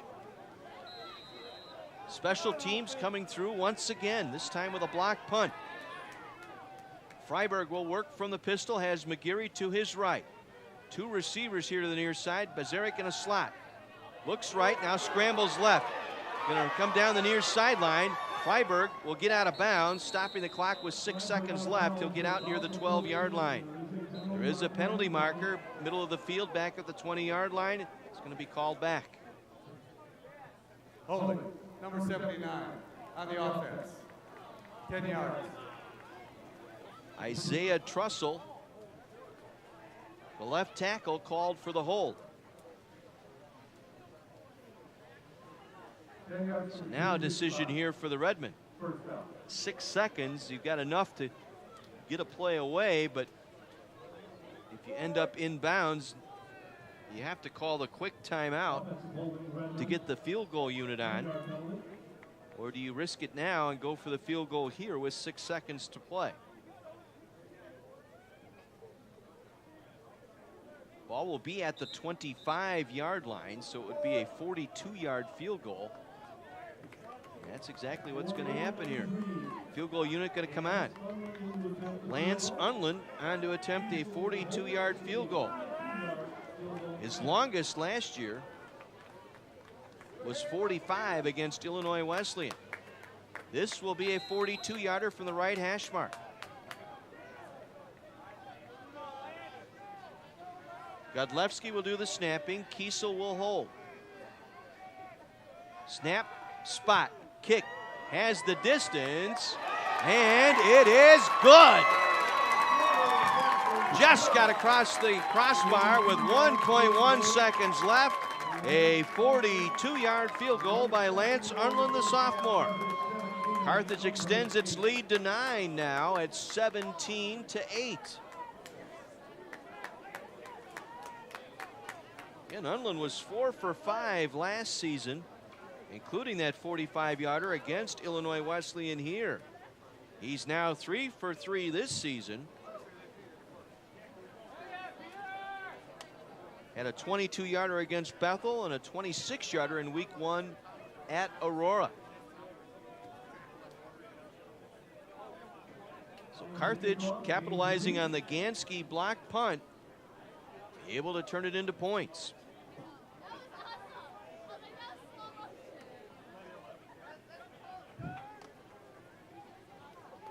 So with 1.1 seconds to go, Redmond will look to kind of squib this kick down the field here.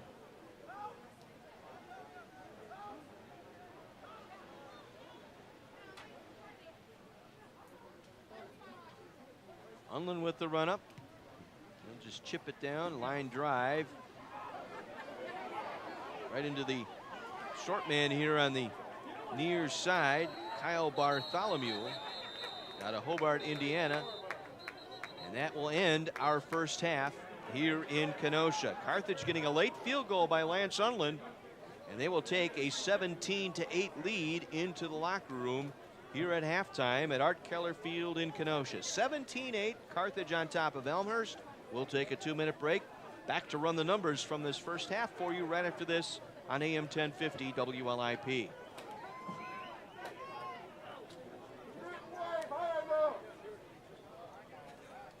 That's the end of the first half of the score. Carthage 17, Elmhurst 8.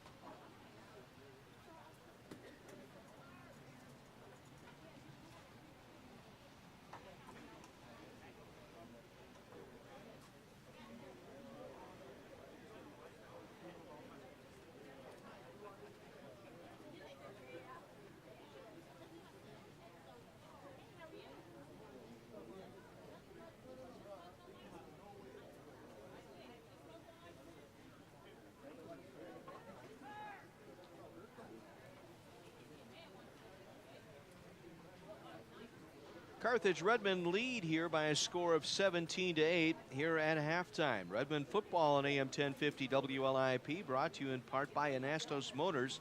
Get a 2-year maintenance program with any car you buy. By Triangle Flooring, Furniture and Appliance Center on Highway 50 and 39th Avenue in Kenosha. And by Dave's American Discount Muffler. Honest and dependable service on Sheridan Road. By Something Different, a Sport Fans Fantasyland on 6th Avenue in downtown Kenosha. And by Ruffalo's 2 Pizzeria and Family Restaurant, 45th Street, just west of 39th Avenue. Teams traded a couple of punts early in the first quarter, and the Redmen were able to get on the board following that second punt by Casanova. They were pinned back at their own 15-yard line, but it only took them 2 plays, an 82-yard touchdown run down the left sideline by Lafayette McGarry, the first of 2 rushing touchdowns by McGarry today. The extra point by Unland made it 7-0 Carthage. Elmhurst got on the board very early in the second quarter after their defense pinned the Redmen back and forced a Redmond punt. A nice return by Gaines set them up at the Carthage 31-yard line, and 5 plays later, it was Tahaney on a pass completion to Austin for 3 yards, and that made it a 8-6, or I should say 7-6 ball game. They went with a swinging gate formation on the extra point attempt, and instead of kicking, they snapped it to the holder, who was Tahaney at the time, and he just ran it in for the touchdown, for the 2-point conversion. That gave the Blue Jays their only lead at 8-7. But Carthage came right back following the ensuing kickoff that was returned by Lafayette McGarry 55 yards to the Blue Jay 40-yard line.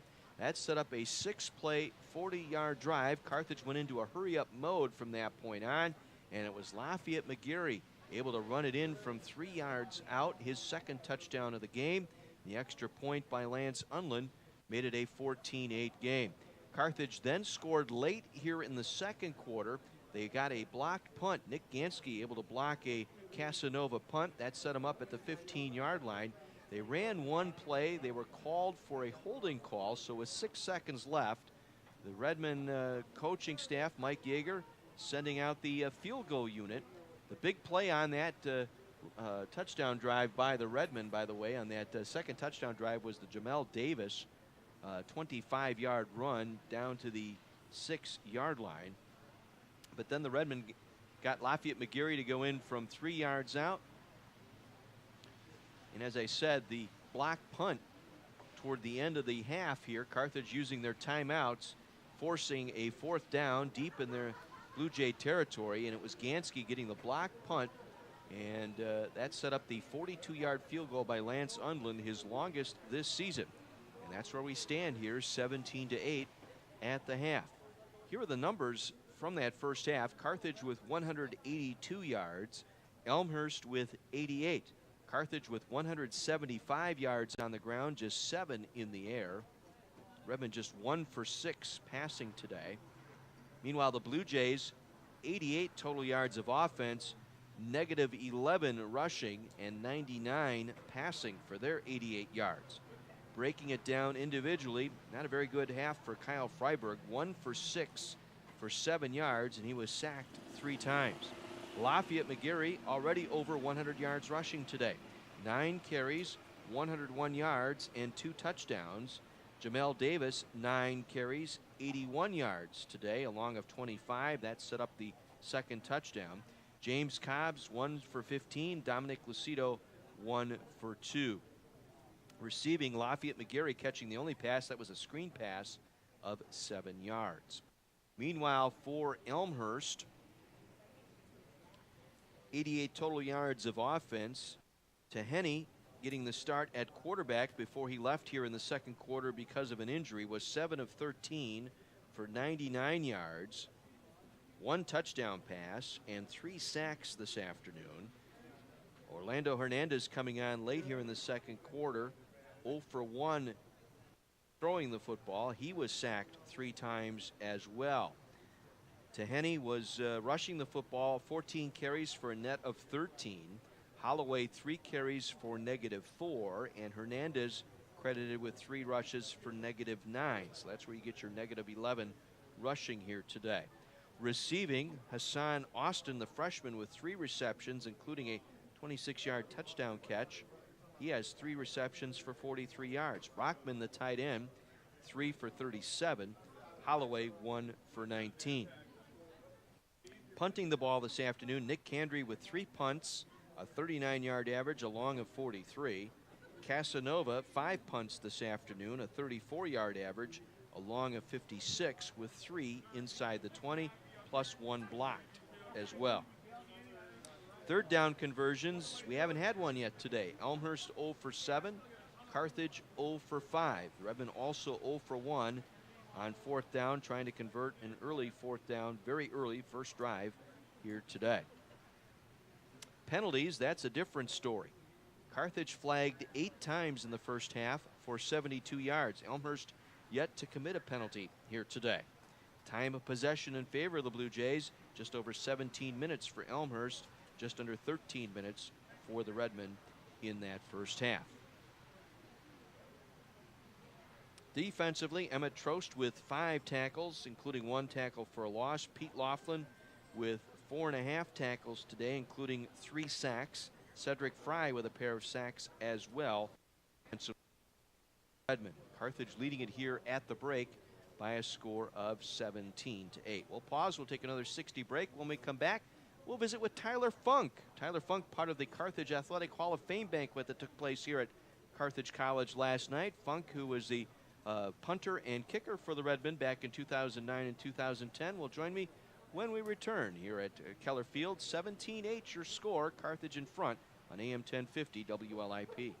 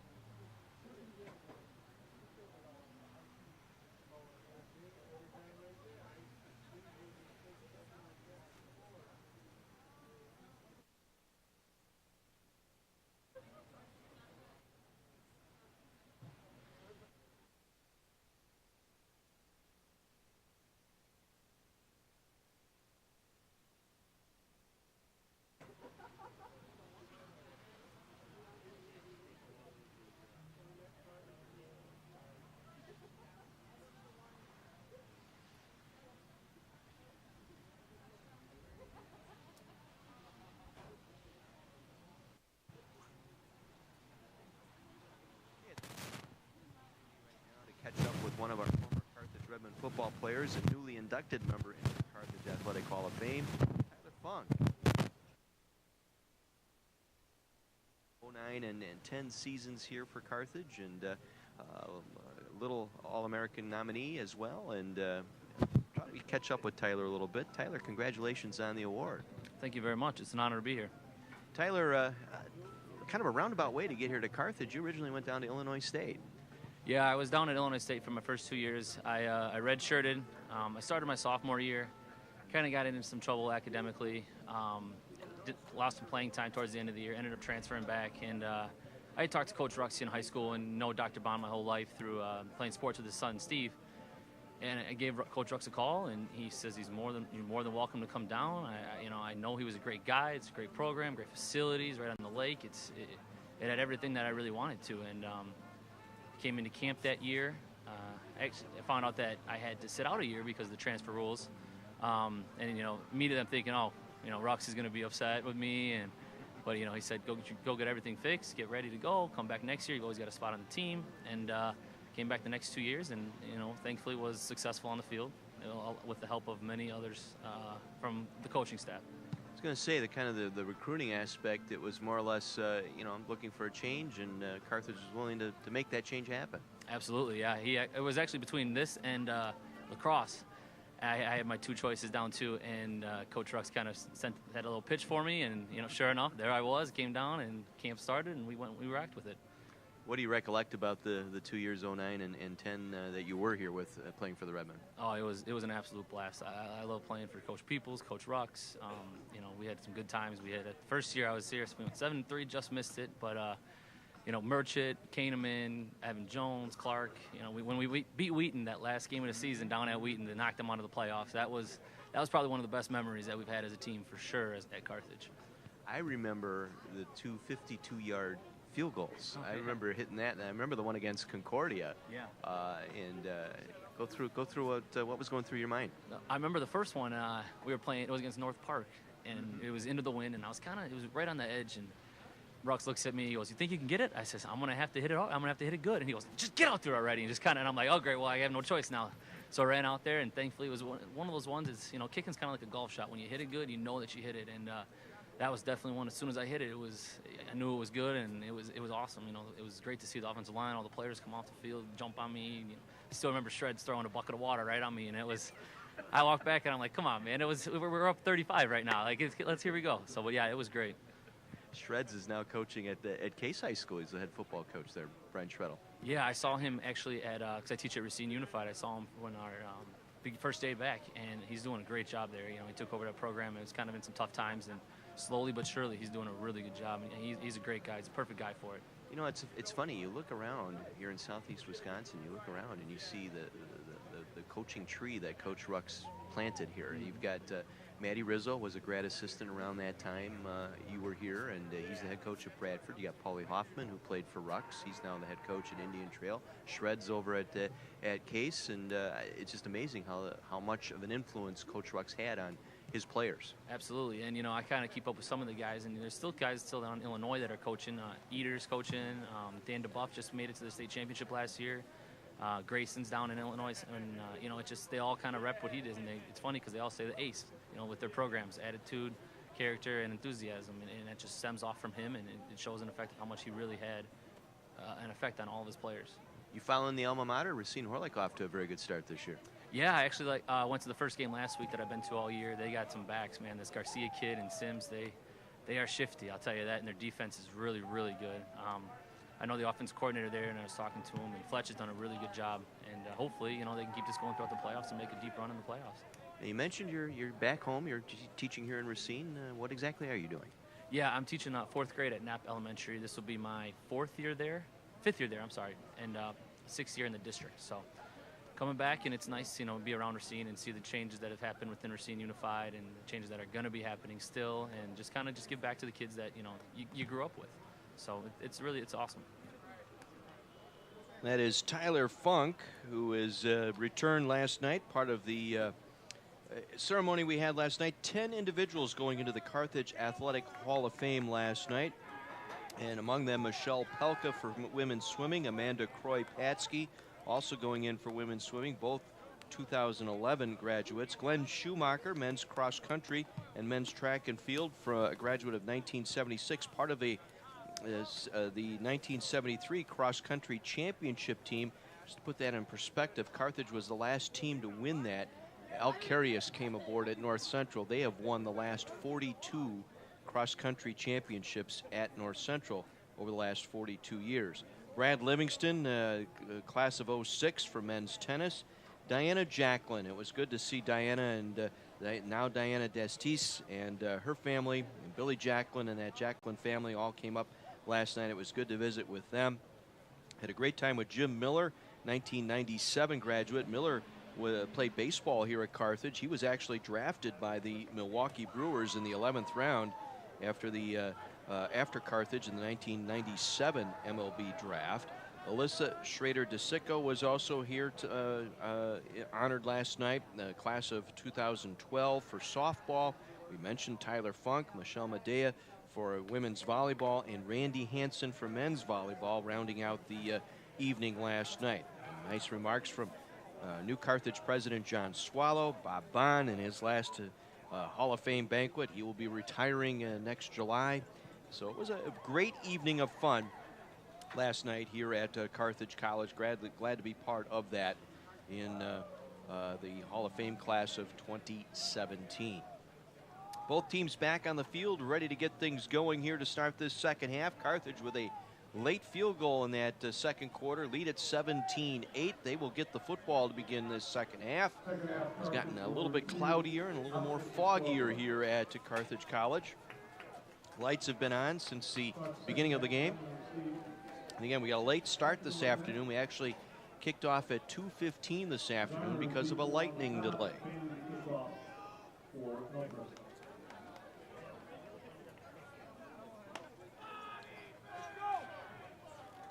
So Blake Bailey will kick things off here from the 35-yard line. Chantrell Garner back deep along with Cobbs for the Redmen. Garner had a very nice kickoff return, kind of sparked the Redmen. They were down 14-0 in Rock Island a few weeks back, and it was Garner's kickoff return after that second touchdown out near the 45-yard line, and Redmen went into their hurry-up, and they went on to score 55 unanswered points in that victory over Augustana 3 weeks ago.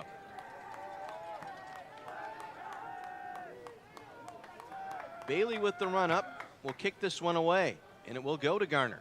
He will take it near side 7-yard line, up the numerals across the 10, 20, 15, or 30, I should say, out to the 40-yard line, and knocked down at the 41-yard line. On special teams for the Blue Jays, it was Chris Ivers on the tackle at the 40-yard line. So a 33-yard return for Chantrell Garner. This will set up the Redmen. A rough first half for Kyle Freiberg, just 1 for 6 passing the ball.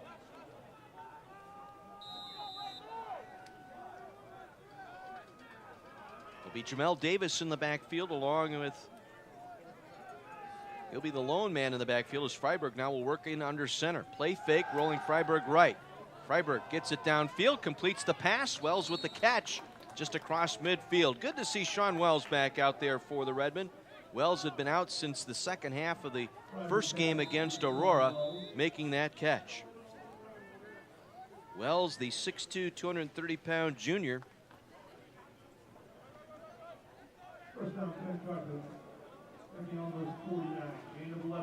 Pickup of 11 and a first down for Carthage out at midfield, working right to left.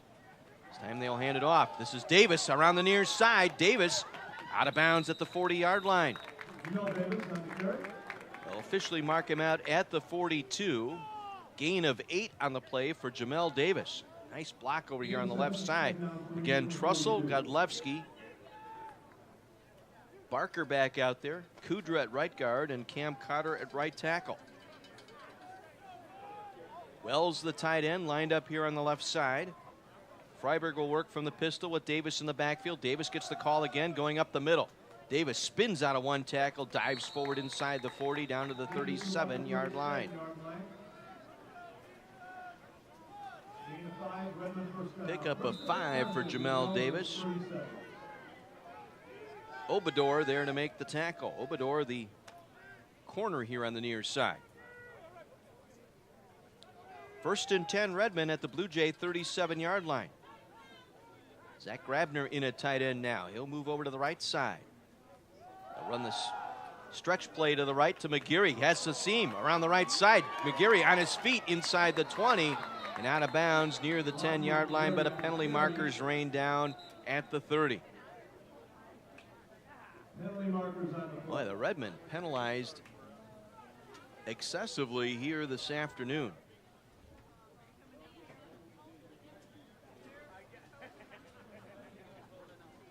Eight penalties in the first half. Now the officials talking about this one here, and here's our call. Holding on the offense, number 42, 10. First down. Garrett Pinkel, the of the holding.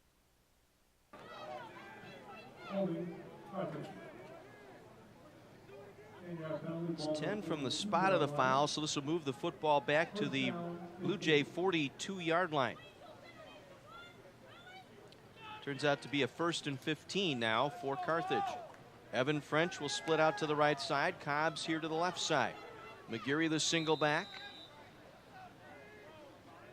Grabner at a tight end. Pinkel in a wing here to the left side. Now Cobbs in motion to the right. Lines up in a slot right side. Freiberg rolling right. Dumps it out. Completes the pass. Oh, French had it and dropped it. Boy, he caught it shoulder high. Tried to bring the ball down. Lost control of it. And it pass. Evan will tell you he should have had that.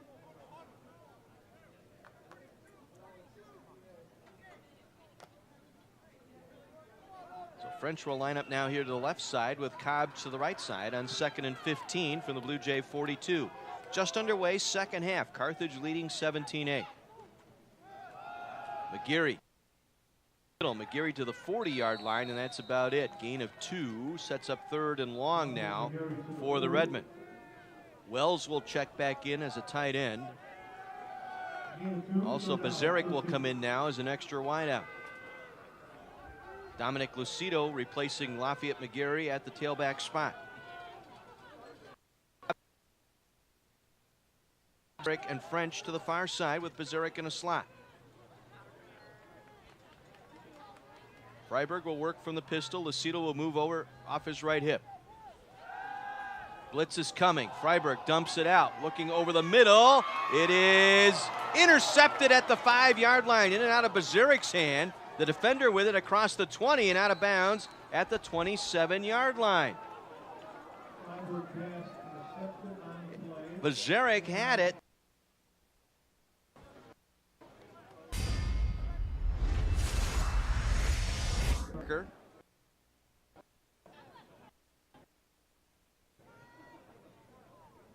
Officials are huddled up.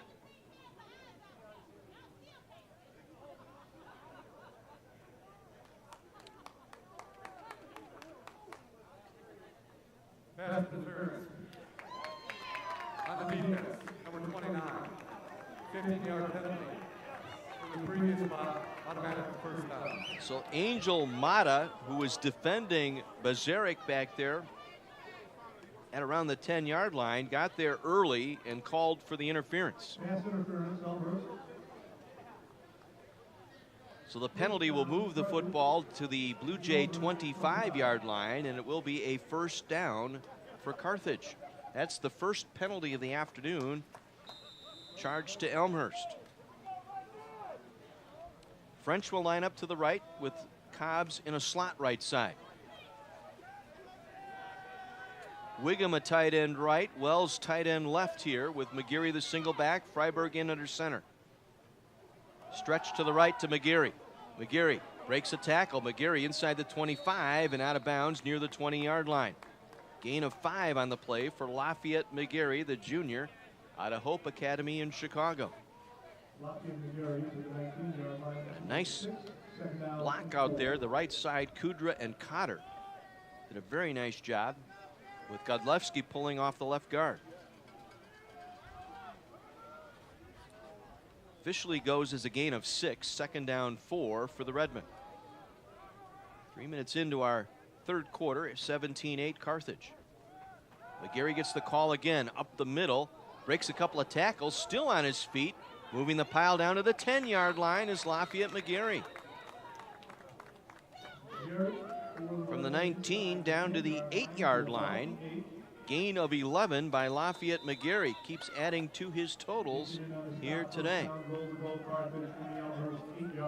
McGarry now 14 carries for 136 yards. Carthage getting that ground game going today. McGarry will get a breather now as Jamel Davis will line up in the backfield. First and goal, Carthage at the 8. Movement up front, there was contact. Carthage trying to get a free play off, but looked like the defensive front for the Blue Jays jumped the neutral zone. Patrick Miles, our referee. Offsides. On the defense, number 41, with contact. Half the distance to the goal, first down. LaVore Little, the sophomore defensive end, guilty on the neutral zone infraction. So half the distance moves the ball to the 4-yard line. First and goal, Carthage at the 4.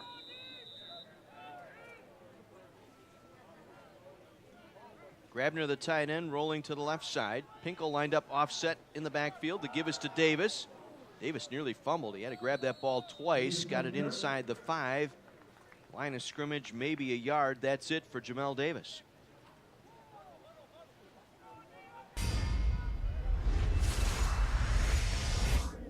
Pinkel trying to lead him through that hole, and there, it looked like he got across the line of scrimmage. Second and goal from the 3. Freiberg again working from the pistol. Will change the play here. French and Cobbs. And the yard line. You know, wet football. It's been raining all day, and that one hurt the Redmen there. A loss of 3 back to the 6-yard line. Sets up 3rd and goal from the 6. Simply bobbled the snap, came up high, and bounced off his face mask. Speaking of face mask, I saw Kyle Rooker, offensive coordinator, took a face mask just above the eye the other day. He has 3 stitches just above the bridge of his nose over his left eye. Told me he was overly enthused, he said. Pass play deep to the end zone. They go up for a jump ball, and it is caught. Touchdown, Cobbs. Late signal by the referee in the back corner near side, but Cobbs, in a jump ball situation, comes down with it, and the Redmen add to their lead, 23-8. Freiberg just put it up where Cobbs could get to it, one-on-one coverage to that back corner. And Cobbs outjumped the defender and kept his feet in bounds at the pylon for the score. 6-yard touchdown pass by Freiberg. Extra point upcoming for Unland. Low snap, Kiesel gets it down, and the kick goes through. 24-8 Carthage, 9:53 to go here in the 3rd quarter. We'll step out. Carthage Redmen football on AM 1050 WLIP.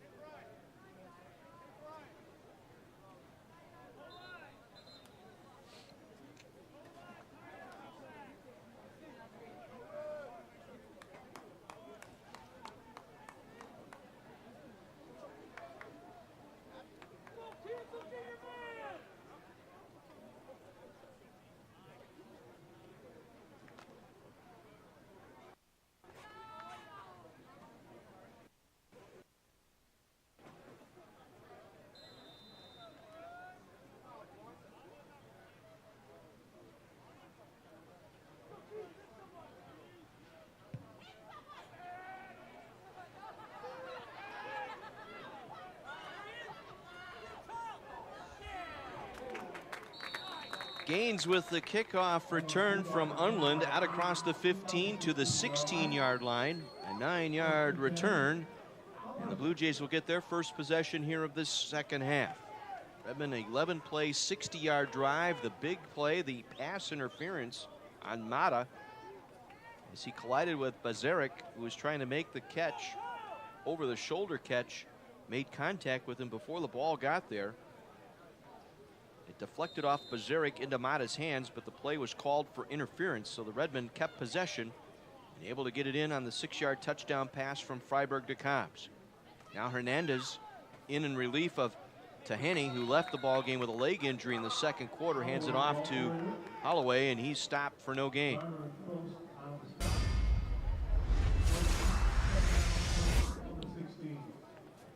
Met right at the line of scrimmage. Trost and Freeman both there.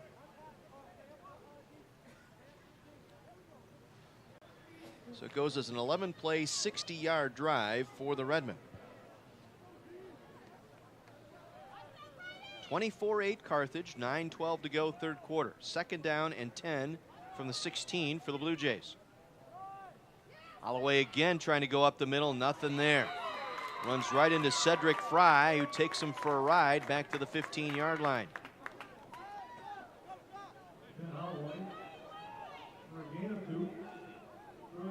Give him forward progress out to the 17-yard line. Just short of the 18-yard line. It'll bring up 3rd and long for the Blue Jays. Blue Jays yet to convert a 3rd down here today. They're 0 for 7. 3 receivers to the left. Single receiver right is Hassan Austin. He has drawn the attention of Connor Calvert all afternoon. Now Hernandez under pressure has to throw it away. Chantrell Garner coming on a blitz forcing Hernandez to scramble to his right. So a 3-and-out pitched by the Redmond defense. Carthage will get the ball back as Casanova will come on to punt. This will be his 7th punt of the afternoon. He had his last one blocked.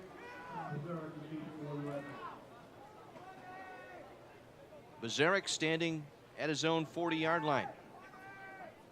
Redmond were able to block the last one down in here. Let's see if they get a strong rush. It was Gansky who got the block in the second quarter that led to that late field goal.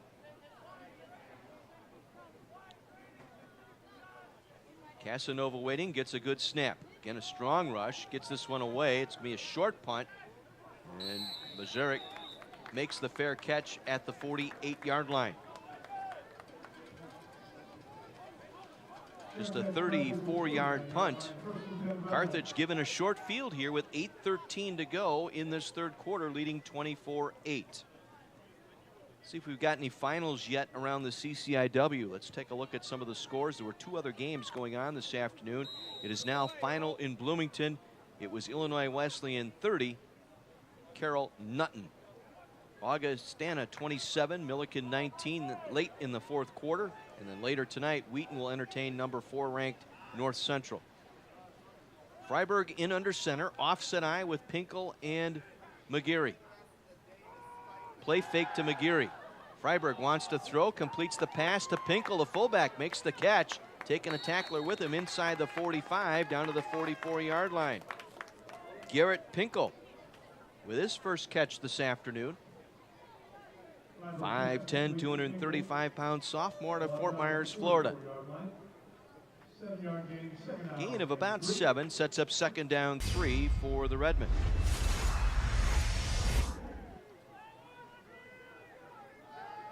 Freiburg again at the line of scrimmage. Grabner, the tight end, to the left side. Pinkel now in shuffle motion to the left. We'll give it to McGeary. Spins out of one tackle, gets to the 45 and is driven back there. They've gotten back to the line of scrimmage. That's about it. So it'll set up a 3rd and short now for the Redmen. Carthage just 1 for 6, converting third downs here in the ball game. Again, they have been converting at nearly 46% on the season. So McGeary stopped for no gain. Rubino on the tackle. Sets up 3rd down and 3 for the Redmen at the Blue Jay 44. Darkies, check that Cameron James in there now at quarterback. First time this afternoon, and I think some confusion. The Redmen had to call a timeout. Timeout. Carthage, the first charge, timeout of the half. From time to time, Cameron James will find his way on the field here at quarterback, and he has 69 yards and a touchdown last time out, I should say, against Carroll. Came on a couple of times in that ball game. And Kyle Rooker not afraid to drag everybody in. You'll see Bobby Suchecki from time to time on the short yardage. Every once in a while, you'll throw Cameron James in there just as a different look, just to see what the defense will give you. James will remain in there at quarterback here. He's got Jamel Davis in the backfield along with Garrett Pinkel. Manny Jones lined up here to the near side with Cobbs. Cobbs lined in a slot near side.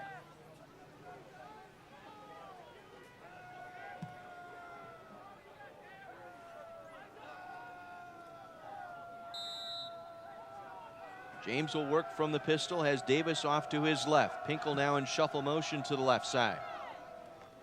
And Cameron James will keep it, trying to get the edge here on the near side. Pulled down from behind. Beautiful open field tackle by the Blue Jay defender, Storm Miller. He's going to be a good one. He's just a freshman, 5'10", 200 pounds. Great open field tackle, able to chase Cameron James down the line of scrimmage. Recognized it right away. Well, he had a great game last week, Miller did. 10 tackles against Carroll, 5 of them solo. So Redmond forced to punt. Let's see if Candry can find the corner here. They'll try for the left corner near side. Gets this one away, and it will go out of bounds somewhere inside the 20. Back judge walking it all the way up. Mark it at the 20-yard line. So a 25-yard punt. Blue Jay ball, 6 minutes to go, trailing 24-8. Again, Carthage on the road next week. Will be at Tucci Field in Bloomington, Illinois. Carthage and Illinois Wesleyan. 1 o'clock kickoff next Saturday. 12:30 with the pregame here on 1050 WLIP and on the stream at WLIP.com. Holloway picks his way left, now up the middle across the 20 out to the 24-yard line.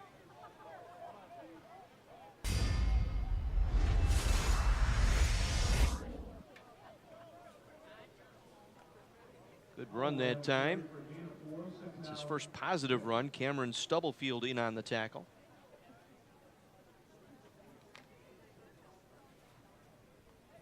Gain of 4, 2nd down 6 from the 24.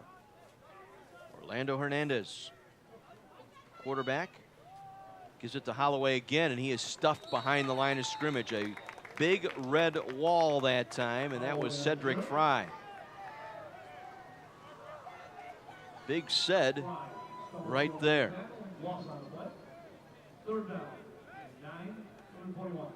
There'll be a loss of 2 on the play. Boy, Cedric has had a nice ball game today. Let's take a look at his totals today. Fry now in on 5 tackles. Pair of sacks today. Big one here. 3rd down 9 from their own 21 for the Blue Jays. Hernandez gets it out quickly. Ball tipped at the line of scrimmage, incomplete. That might have been Stubblefield again who got a hand on it. Stubblefield lined up on the near edge here on a blitz. Yes, he did. Got the right hand up and deflected that pass. So Tommy Bazarek will get another punt return opportunity here from Casanova. Going to have to ice that right foot. This will be his 8th punt today.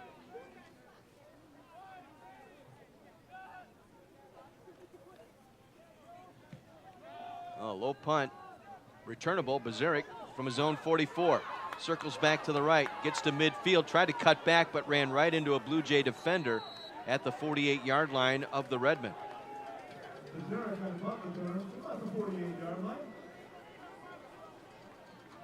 Might have been Tyler Hossman working special teams.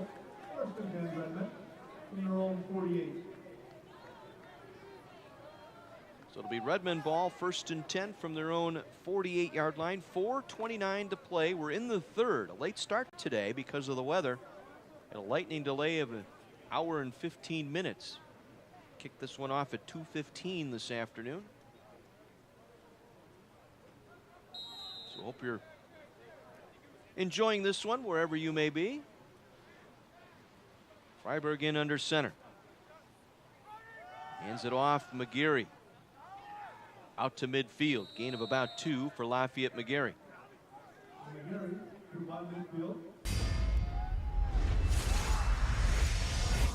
McGarry's afternoon, very good as well. A pair of touchdowns. 14 carries for 127 yards today. 8.5-yard average per carry. French and Bazarek lined up to the right side with Bazarek in a slot right. Javon Stricker here to the near side, and they'll give it to Bazarek on the end around, coming back near side, right to left. Bazarek out of bounds with a penalty marker down. We have a man downfield here. Let's see. Came right in the spot at the 45-yard line where the Redmen were. Bazarek cut. Holding on the offense, number 14, 10 yards from the spot of the foul. 2nd down. Javon Stricker, the guilty party there. Get one more look at it on our replay here. On the jet sweep coming back to the near side. Right there, right before that, Stricker might have had the back of the jersey of the linebacker here on the near side. So the penalty will move the football back to the Redmond 44-yard line. 2nd and 14 for Carthage. Redmond lead it 24-8. 3.5 minutes to go here in the third. Carthage looking to win their 3rd straight ball game for the first time this season. French in motion to the right, slot right side for French. They'll roll Freiberg out, throwing on the run, looking for French, incomplete. He was open and could not connect. Freiberg has struggled here today. 4 for 12 for Kyle Freiberg.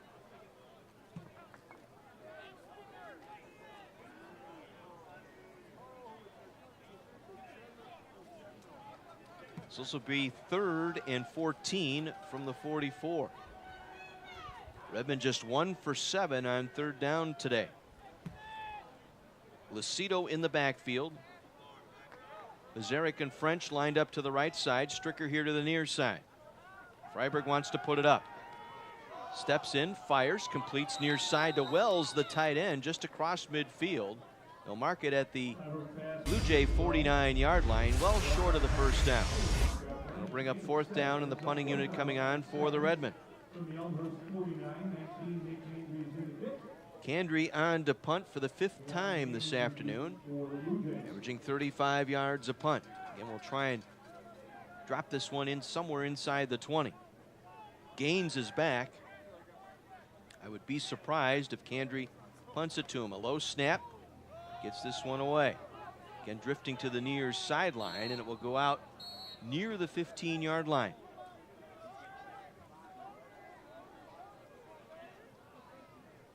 Again, the official walking it up to the 18-yard line. That's where it went out. 31-yard punt for Candry.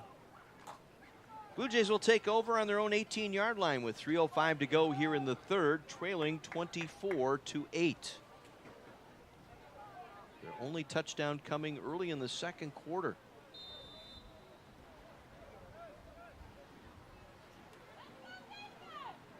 A Tahani pass to Hassan Austin. And then the 2-point conversion.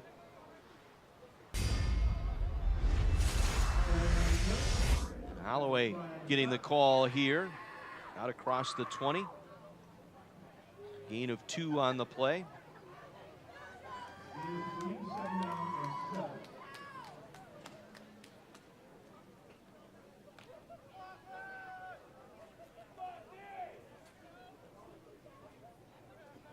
Again, Tahani left the ball game in the second quarter with an apparent left leg injury, has not returned. So this has been Hernandez, dropped the snap. Hernandez going to throw left side, and the receiver falling down. Did he make the catch? Yes, he did. Brackman, the tight end, falling onto the seat of his pants at the 40-yard line, make it the 38, and a first down for the Blue Jays. All kinds of stuff going on in that play. The snap was dropped by Hernandez. He picked it up, then threw it, and then falling backwards, making the catch was Matt Brockman, the tight end. First down, Blue Jays at their own 38-yard line. Give us to Holloway. Maybe a yard, that's it, as he was stacked up at the 39-yard line. Garner off the bottom of that pile for the Redmen, along with Jogi Bumba.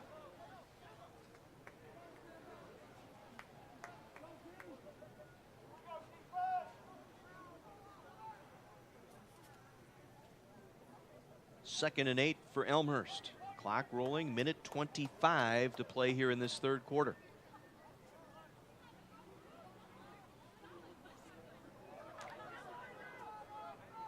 Hernandez will get them to the line. Play clock down to 3. Just got it away. Blitz coming, flips it out near side, ball's tipped and out of bounds. Chantrell Garner got a fingertip on it. Was intended to the near sideline here for Austin McKellar, but Chantrell Garner able to knock it through his hands. Did a nice job anticipating that. For his trouble, McKellar got a pretty good shot from Rogalski. Another third down here for the Blue Jays, 3rd and 8. Blue Jays 0 for 9 on third downs today. Hernandez, blitz coming off the edge, gets around Stubblefield, throws it downfield, incomplete. Looking for Brockman that time. Step for step with Brockman was Emmett Trost. So the Blue Jays 0 for 10 on third down and will punt once again. Casanova on for his 9th punt today. Bazarek standing near the 20-yard line.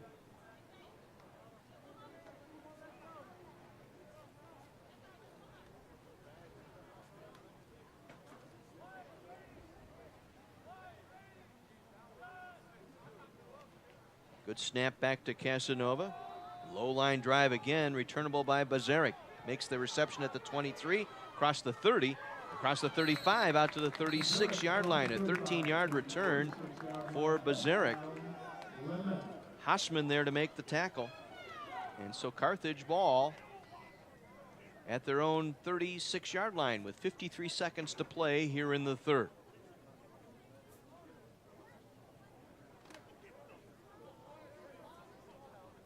Freiberg will lead his offense back out. Jamel Davis, the tailback. Cobbs, single receiver right. Manny Jones, single receiver near side. Grabner, the tight end, rolling right along with Pinkel. Pinkel now back in motion to the left. Give us to Davis. Davis met at the line of scrimmage, maybe a yard, that's it. Another good play by the linebacking core, Joe Nixon. Able to knife his way through the gap to make the play. Nixon, a 6'1", 215-pound senior, coming in 42 tackles on the year, 20 of them solo. He gets credit for another solo tackle there. No gains, 2nd and 10, 20 seconds to go in the quarter. Freiberg in under center. We'll give it to Davis again, and again Davis met in the hole. John Rubino coming off the Anthony Kudra block, able to make the tackle, and that will take us into the 4th quarter here in Kenosha.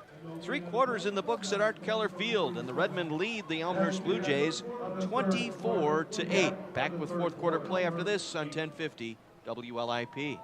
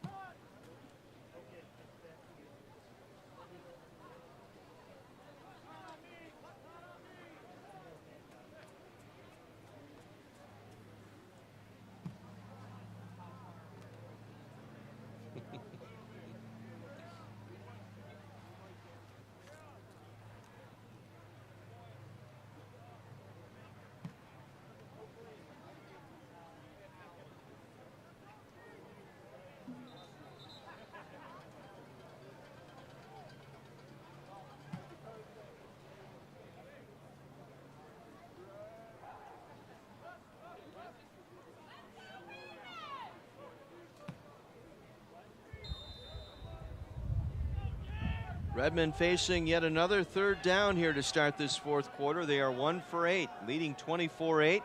Freiberg under pressure. They send everybody, and down goes Freiberg. Back at the 28-yard line. Well, they brought both safeties that time on the blitz. Not enough guys up to block, and Freiberg sacked yet again. 19, Nick Andrews in the kick. Gaines is deep for the Blue Jays. That is the 5th sack of Freiberg here this afternoon. So Candry now will punt left to right here in this 4th quarter. Gaines standing at his own 35. High snap. Able to get it down and get it away is Candry. Returnable. Gaines from the 37. Made the first man miss, but then ran right into the Redmond defender. Short of the 40-yard line. Gaines returns right at the 40-yard line. Bottom of that pile for the Redmen was Gansky. He had a punt block back in the second quarter that led to that 42-yard field goal by Unlin. So it'll be Blue Jay ball at their own 40-yard line. They have not done much outside of that one score, which was set up on a short field.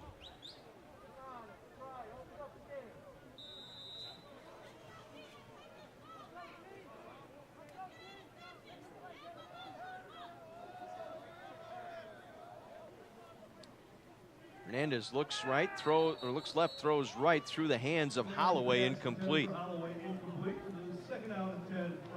Second down and 10 upcoming here from the 40-yard line. 113 yards of offense today for the Blue Jays on 47 plays. Less than 2.5 yards per play today for Elmhurst. A great job by the Redmond defense. It's that one short field of 31 yards that led to the scoring drive for the Blue Jays early in the second quarter. Again, they were without Teheny, if you're joining us, started the ball game, left in the second quarter with a leg injury. Blitz coming. Hernandez gets it away, and it's incomplete as he was hit on pressure that time between Gansky and Laughlin. A little extracurricular after the play as Laughlin got tangled up with one of the Blue Jay offensive linemen, but nothing more.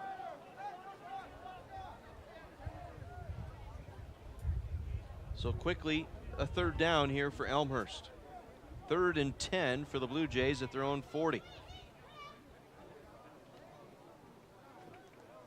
Hernandez taking the play clock down to 10 here while he's still in the huddle. Taking a lot of time to get this play away. Play clock down to 3, down to 2, and they got to take a timeout. Blue Jay timeout here with 14 minutes to play here in the 4th. That is their first timeout in the half.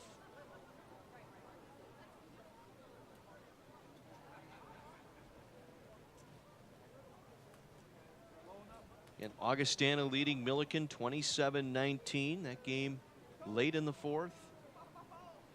30-0. Illinois Wesleyan shuts out Carroll. Later tonight, Wheaton will play host to North Central. There's another delay down in Rock Island. It's a lightning delay once again. Second time that game has been delayed in the 4th quarter now. That 27-19 Augustana. Milliken will be back here in 2 weeks. I'm going to go to Wesleyan next Saturday, and then 2 weeks from today, it'll be Milliken at Keller Field. Milliken, somewhat of the surprise team in the league. Nico Stepina, their quarterback, having a pretty darn good year for the Big Blue. 3rd and 10. Hernandez going over the middle. Pass is incomplete. Thrown high, looking for Brockman. Brockman was double covered between Trost and Calvert. And so Casanova, who's had a busy afternoon, back on to punt here for the Blue Jays. Again, Elmhurst 0 for 11 on 3rd downs today.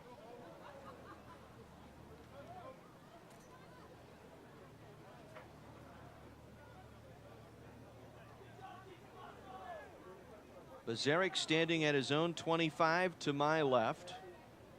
Casanova awaiting the snap. Gets a good snap. Gets it away. Bazarek across the 25, 30, 35, out to the 40.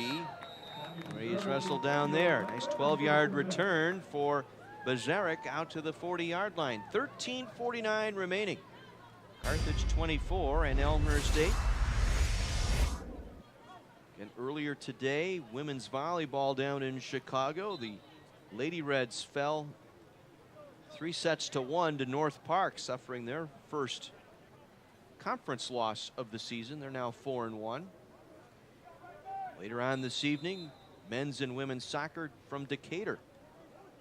Sarah Meyer and the Lady Reds at 5 o'clock against Milliken. Steve Dolman and the Redmen at 7 tonight down in Decatur. This is Davis over the left side across the 45 out to the 46-yard line for a pickup of 6. Well, Davis having a nice afternoon as well. Redmond have done a very nice job rushing the football to over 250 yards, or close to 230 yards rushing so far this afternoon.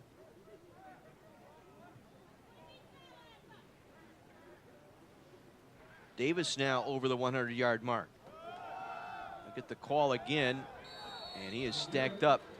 Actually, this is Lafayette McGarry. Lose yardage back to the Redmond 44-yard line, a loss of 2.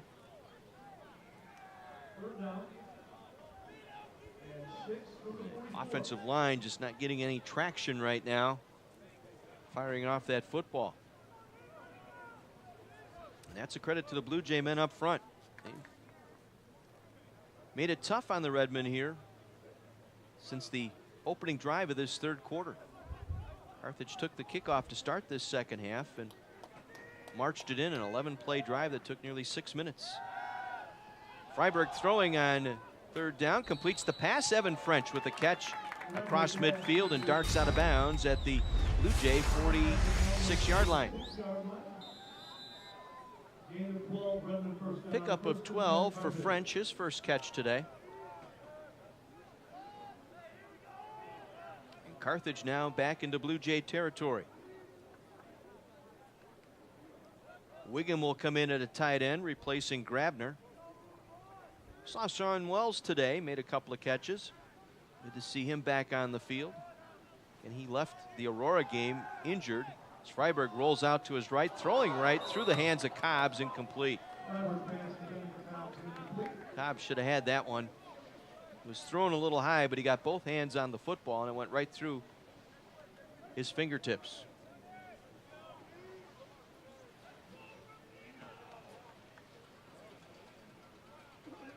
Yeah, that's a big player to get back, Sean Wells. You've had a freshman, Wiggum, starting at tight end. You had a sophomore in Lee, and then taking Zach Grabner, who's normally an offensive lineman. They've used him the last 3-4 weeks as a tight end. He's back out there at the tight end position. He'll be on the left side here along with Pinkel, the fullback, lined up on a wing left side. McGarry with the call, picks his way over the left side and gets to the 44-yard line, and that's about it. Gain of 2 on the play for McGarry. Coming up on the stop for the Blue Jays, Storm Miller, that good-looking freshman, 5'10", 200-pound linebacker. Again, they're young, particularly in that secondary. 1 senior, 2 sophomores, and a freshman in that starting defensive backfield. Another third down here for the Redmen. Freiberg wants to throw, scrambles right, still on his feet. Looks downfield, trying to find French, tight-roping the sideline, but he cannot do it. Couldn't hang on to it, and it's an incomplete pass. We have a penalty marker at the 45-yard line. That's been a problem today for the Redmen. Redmen have been flagged already 10 times today.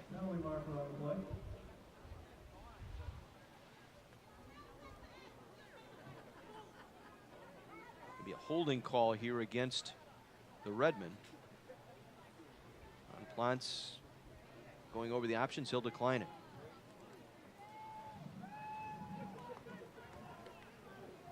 Personal foul, unnecessary roughness. Number 62 on the offense. Penalty is declined. Result of the play, 4th down. Anthony Kudra with the unnecessary roughness. It's never good when the first man to see you after that penalty is your head coach and your position coach.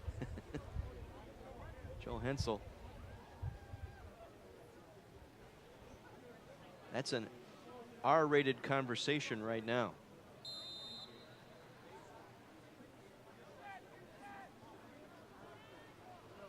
Redmond will be forced to punt on 4th down. Candrion gets a good snap, gets this one away. Nice high spiraling kick. Get away from it, it'll take a nice bounce. Looked like one of Bob Bond's wedge shots. It hit at the 5 and stuck right there at the 6-yard line. Dr. Bond, may have more time golfing here in the next couple of months. He's going to be retiring in the end of June. That golf game's going to really take off. I know it. Does he still get a free pass into the golf simulator? That's what I'd like to know.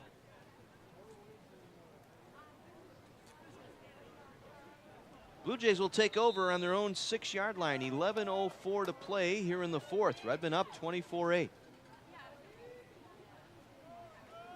Hernandez will hand it off to Holloway, and he's belted as he gets to the 10-yard line. Garner got a good chip on him that time. Right in that left shoulder at the 10-yard line. Gain of 4 on the play. Will set up a second long 6 here for the Elmhurst Blue Jays. Again, Hernandez in relief today. Jake Teheny started, the sophomore. Was injured in the second quarter, has not been back.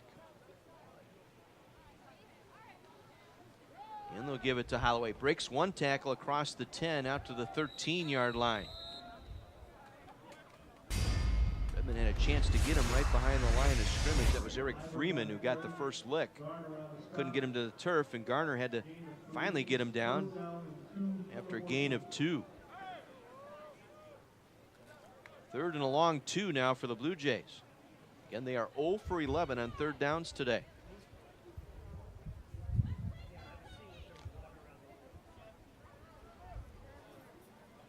Two by two here. 2 receivers right, 2 receivers left. Holloway the single back. Hernandez from the pistol.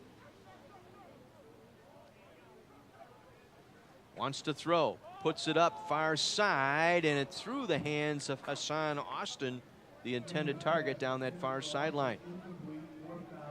Sets up fourth down, and 0 for 12 now on third downs of the Blue Jays.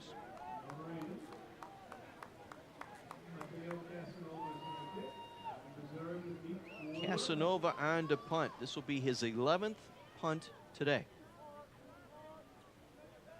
Bazaric standing at midfield.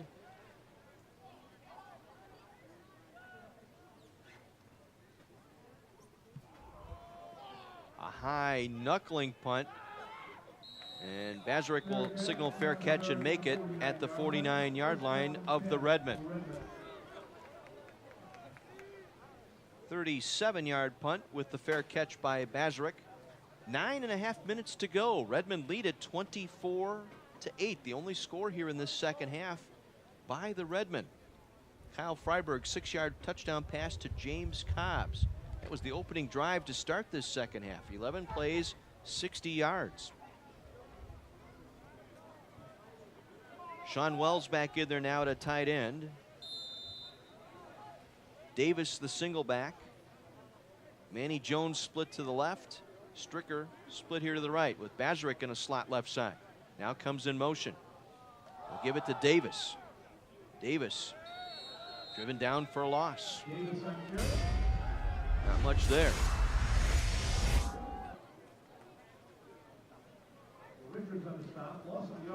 Richards was there. Romaine Richards, 5'11" junior.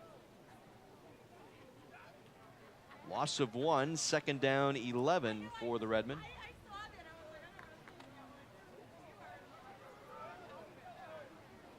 Here in the drizzle and light rain of Keller Field. Pinkel the fullback, offset to the right. Davis the tailback. Play fake to Davis. Freiberg wants to throw, goes left sideline complete. Catch is made. Manny Jones, the junior out of Indian Trail with the catch. They'll mark him out at the 36-yard line. A gain of 16 and a first down on the pitch by Freiberg, and the first catch of the day for Manny Jones. Jones, a junior, transferred from UW Whitewater over the summer. Played his high school football at Kenosha Indian Trail. First and 10 Redmen at the Blue Jay 36. 8:20 to go here in this ball game. Carthage up 24-8. Freiberg rolling right, wants to throw right. Does, and completes the pass. Did Jones get a foot in? He sure did. Only need one in college, and he got it down just inside the Blue Jay 30-yard line. Mark it at the 29. Gain of 7, second down 3 upcoming for the Redmen. Second down and 3 from the 29. Now Carthage going to take their second timeout.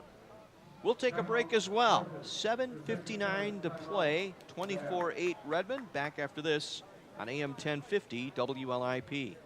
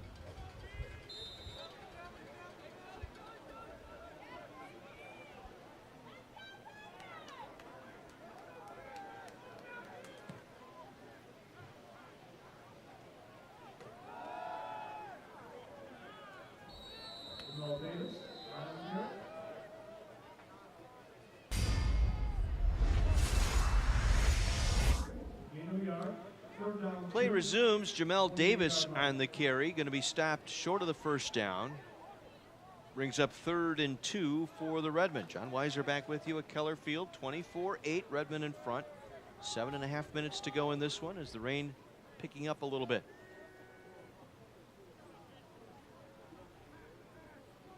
Freiberg in under center. 3rd and short. They'll give it to Davis. Davis around the left side should have the first down. Down to the 25-yard line is Jamel Davis.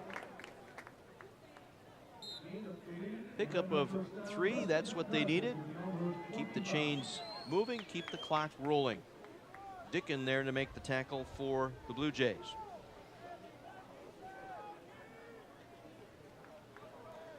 Carthage Redmond football brought to you in part today by Coliseum Games, Southeastern Wisconsin's premier game store, and by Kenosha Nissan. Check them out online at kenoshanissan.com. 1st and 10 Redmond at the 25-yard line. Little shovel pass to Pinkel, the fullback, inside the 20 and wrestled down near the 19-yard line. A little fake there.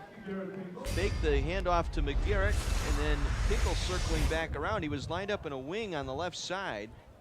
They faked to McGarry, then the little shovel pass to Pinkel, the fullback, picks up 5 yards.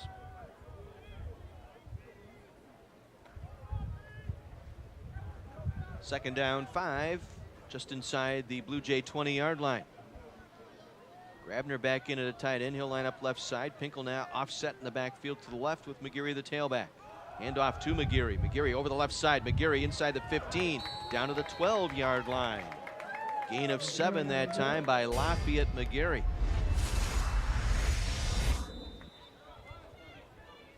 McGarry getting a good push off that left side. Barker, Godlewski, and Trussell over there. McGarry now 18 carries, 134 yards, and 2 touchdowns, including an 82-yarder back in the first half.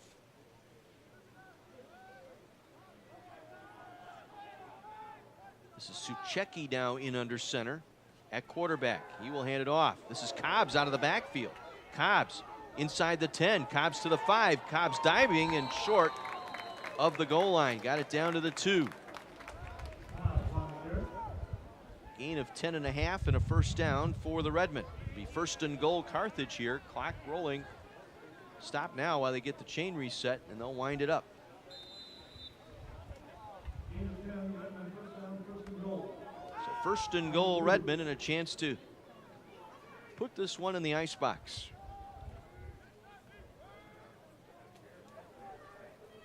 Davis the single tailback. Jones split out here to the near side.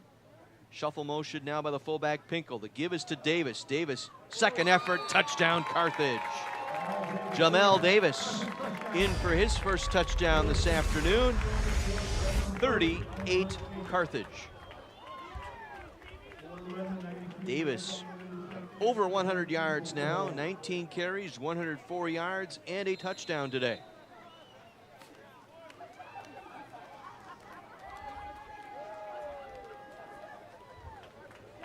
Kiesel to hold the extra point attempt here for Unland.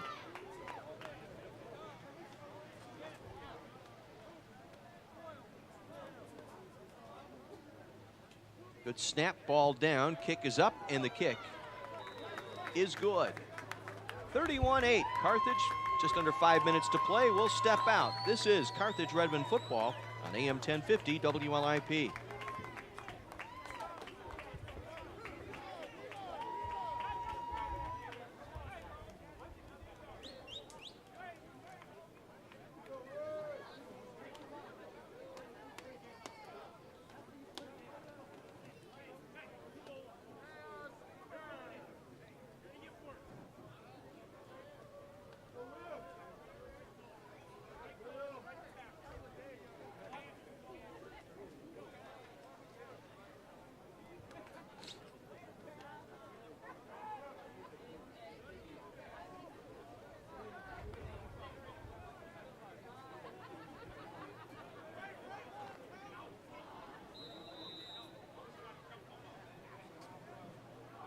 On the kickoff, Haynes is deep.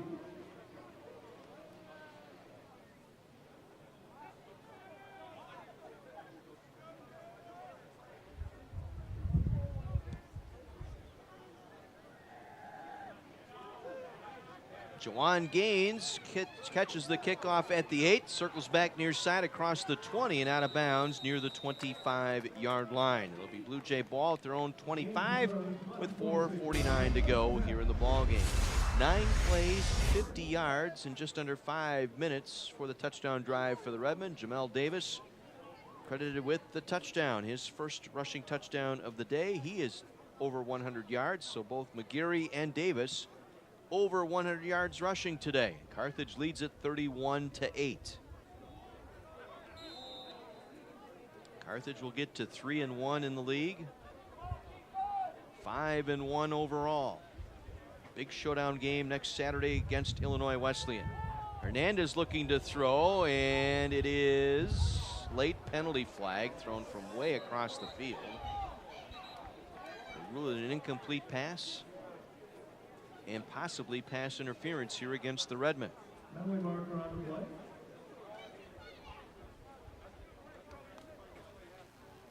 Pass interference on the defense, number 34. Ball being placed at the spot of the foul.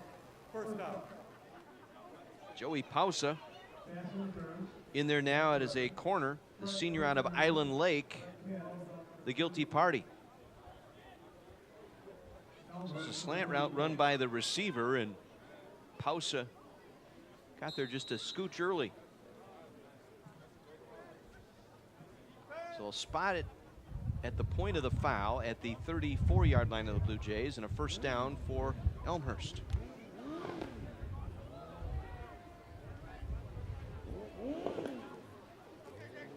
Hernandez working from the pistol. 2 receivers either side, single back Holloway. Now on the scramble to the right, steps up, delivers, and coming back for the ball, making the catch is Gaines down the far sideline. He's tripped up from behind inside Redmond territory at the Carthage 35-yard line. Juwan Gaines with the reception down to the Redmond 35-yard line. Time enough room to throw, and was actually underthrown, and Gaines, recognizing that, cut off his route, came back to the football and made the catch. 31-yard pickup, first down Blue Jays at the Carthage 35-yard line.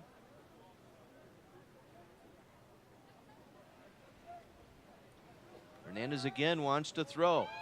Far sideline, ball in the air. The receiver pushed off the defender. That should be offensive pass interference, and the flag flies. I think that was Josie Rodriguez, the defender, who got pushed off that time by the receiver. We'll take one more look. Just kind of flung it out there, and you could see the receiver. Yeah, he shoved the defender right in the back and then made the catch. Can't do that.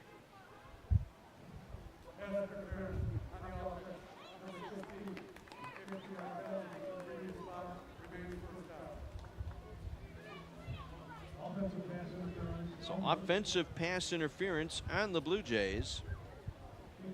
Derek Jones, a freshman out of Springfield, Illinois, the receiver out there that pushed off on Rodriguez.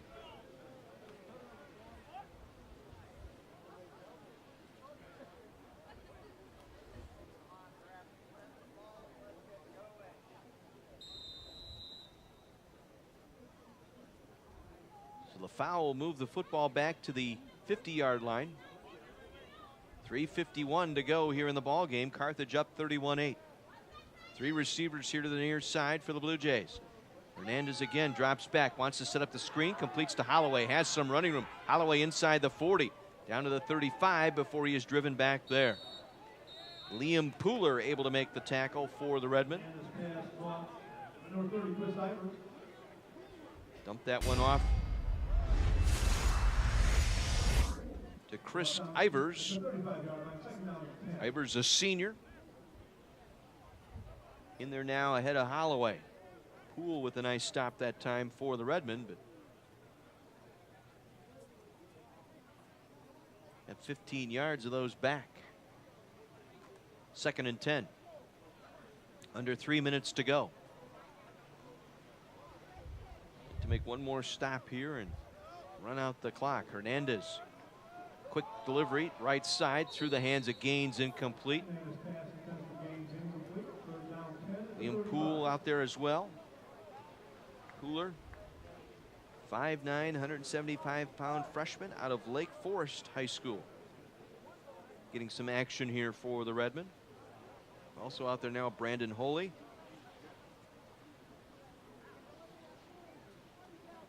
Frankie Gazzano out there. And Joey Pausa. That's secondary now for the Redmen. 3rd and 10. 0 for 12 of the Blue Jays on 3rd down.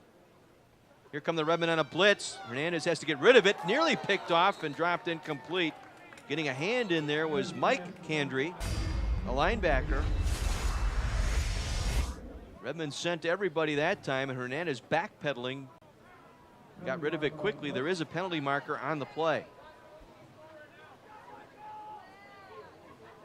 If it's on the Redmen, it'll be their 12th penalty today. It's a holding call on the Redmen. Defensive holding on Mike Candry.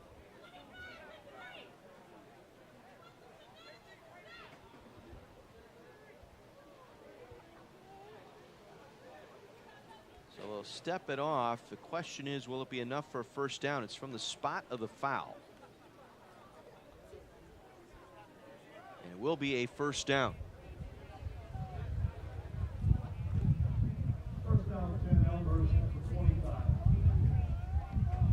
So 2:47 to play. It'll be a first down for the Blue Jays following the Redmond penalty at the Carthage 25-yard line. Hernandez again wants to put it up. Gonna go far side end zone, underthrown, incomplete, looking for Gaines.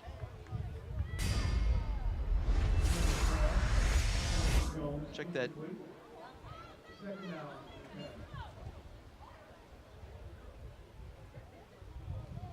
Looking for Derek Jones that time. Jones, a freshman in there.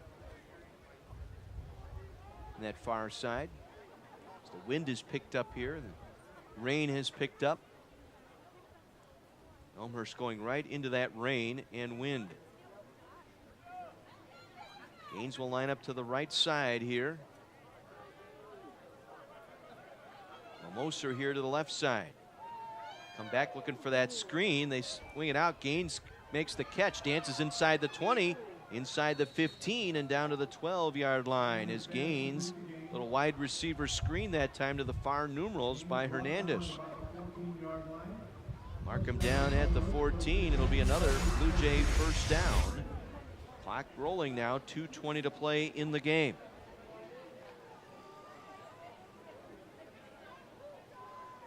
Three receivers here to the left for Elmhurst. On the Redmond 14, Hernandez again wanting to put it up, going over the middle. It's thrown high and incomplete.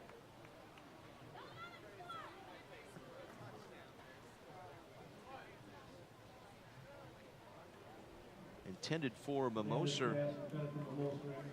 Second down, 10 from the 14. So set up a 2nd and 10 from the 14. Clock stop, 2:07 to go.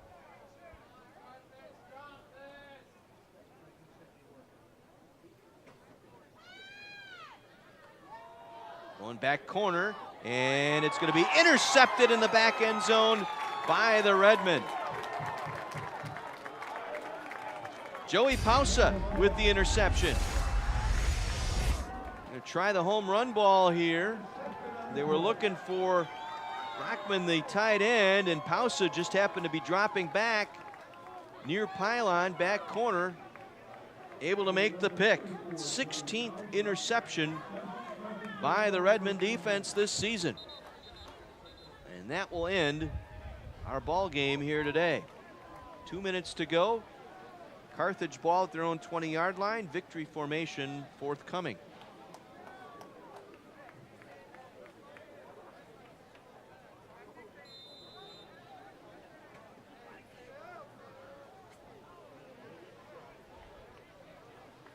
This will be Suchecki in at quarterback to start this drive. Offset eye behind him. He will hand it off. Dominic Lucido with the carry. Out across the 20 to the 21-yard line. And we are second down and 9. Surprised they handed that one off. They could just take a couple of knees here. That's what they're going to do now. They'll do the victory formation.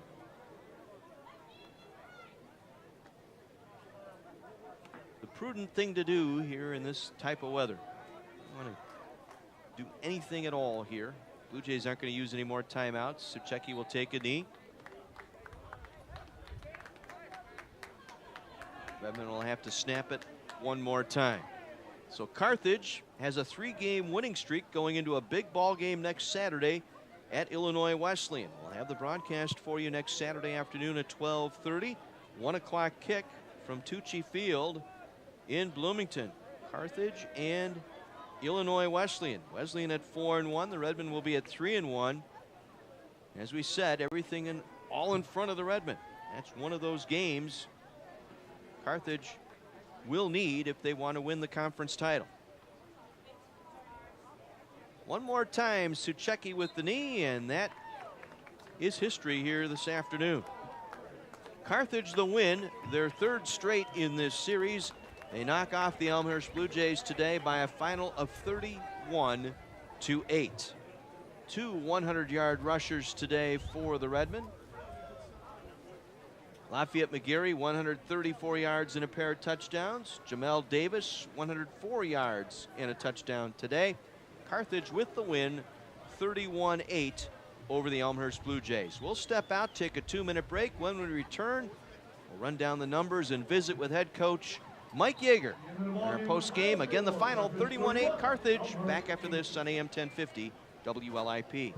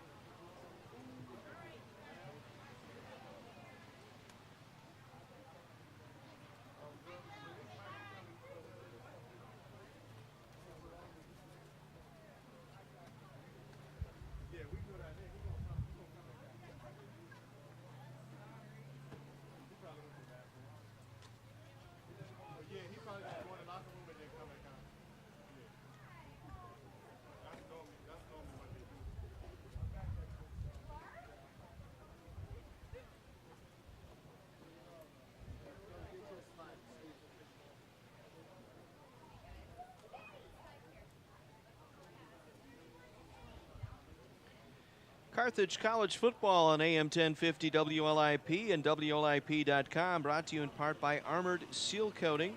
For patching, crack filling, striping, or complete seal coating, go to armoredsealcoating.com.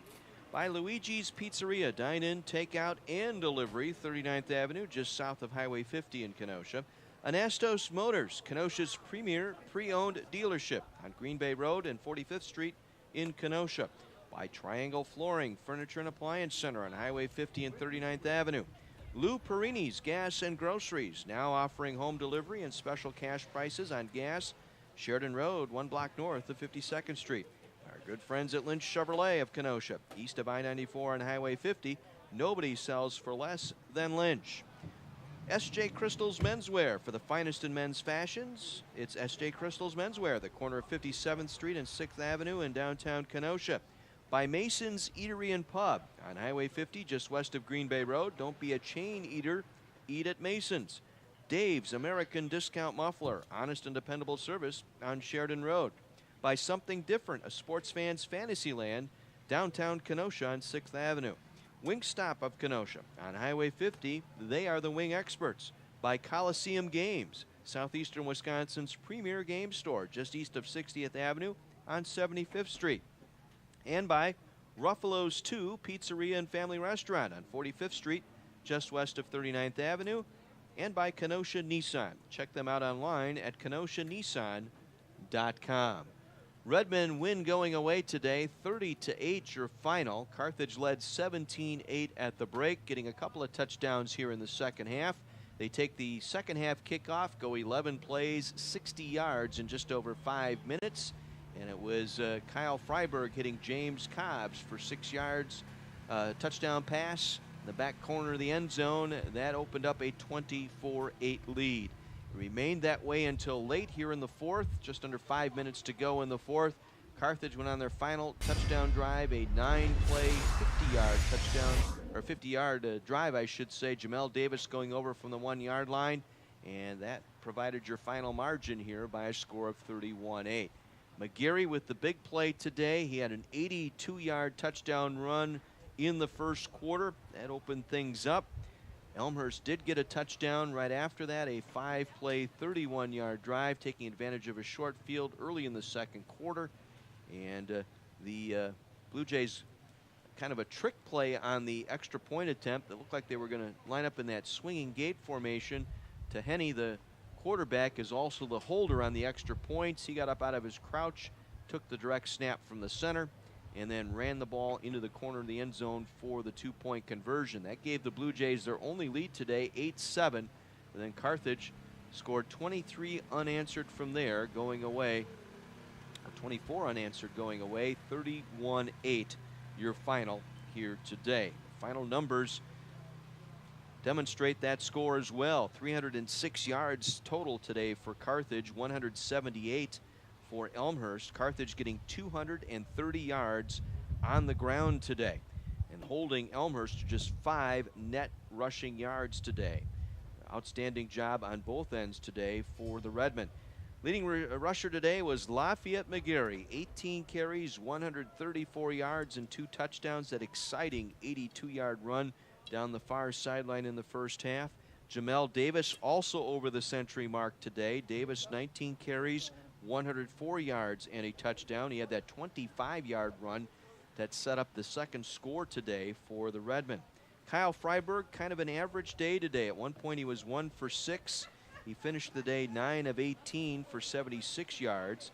Manny Jones, Sean Wells, Garrett Pinkel all with 2 receptions today to lead the way for the Redmen. Again, the Redmen defense outstanding today, only giving up 178 total yards, only 5 rushing yards today, as Teheny, in his brief time, 14 carries for 13 yards. He was the leading ground gainer today after leaving in the second quarter with an apparent leg injury. He was 7 of 13 for 99 yards through the 1 touchdown pass. Hernandez today was 4 of 17 for 74 yards and 1 interception. Redmond defense coming up with 6 sacks today, and they hold the Blue Jays to 0 for 12 on third down conversions today as well. as the Redmen get a block punt that set up a field goal. We got the special teams involved today. Everyone got involved in a 31-8 victory, joined now by head football coach Mike Yeager. You're perusing that stat sheet. What jumps out at you? Well, I thought defense played really well with the exception of one series. For one series we had 3 bad plays in terms of high discipline, in terms of our man-to-man coverage and let some guys open. But besides that, they played fantastic. Elmhurst didn't really try to run the ball too much today, and we held up in the pass game. Offensively, we ran the ball pretty darn well considering what they were doing.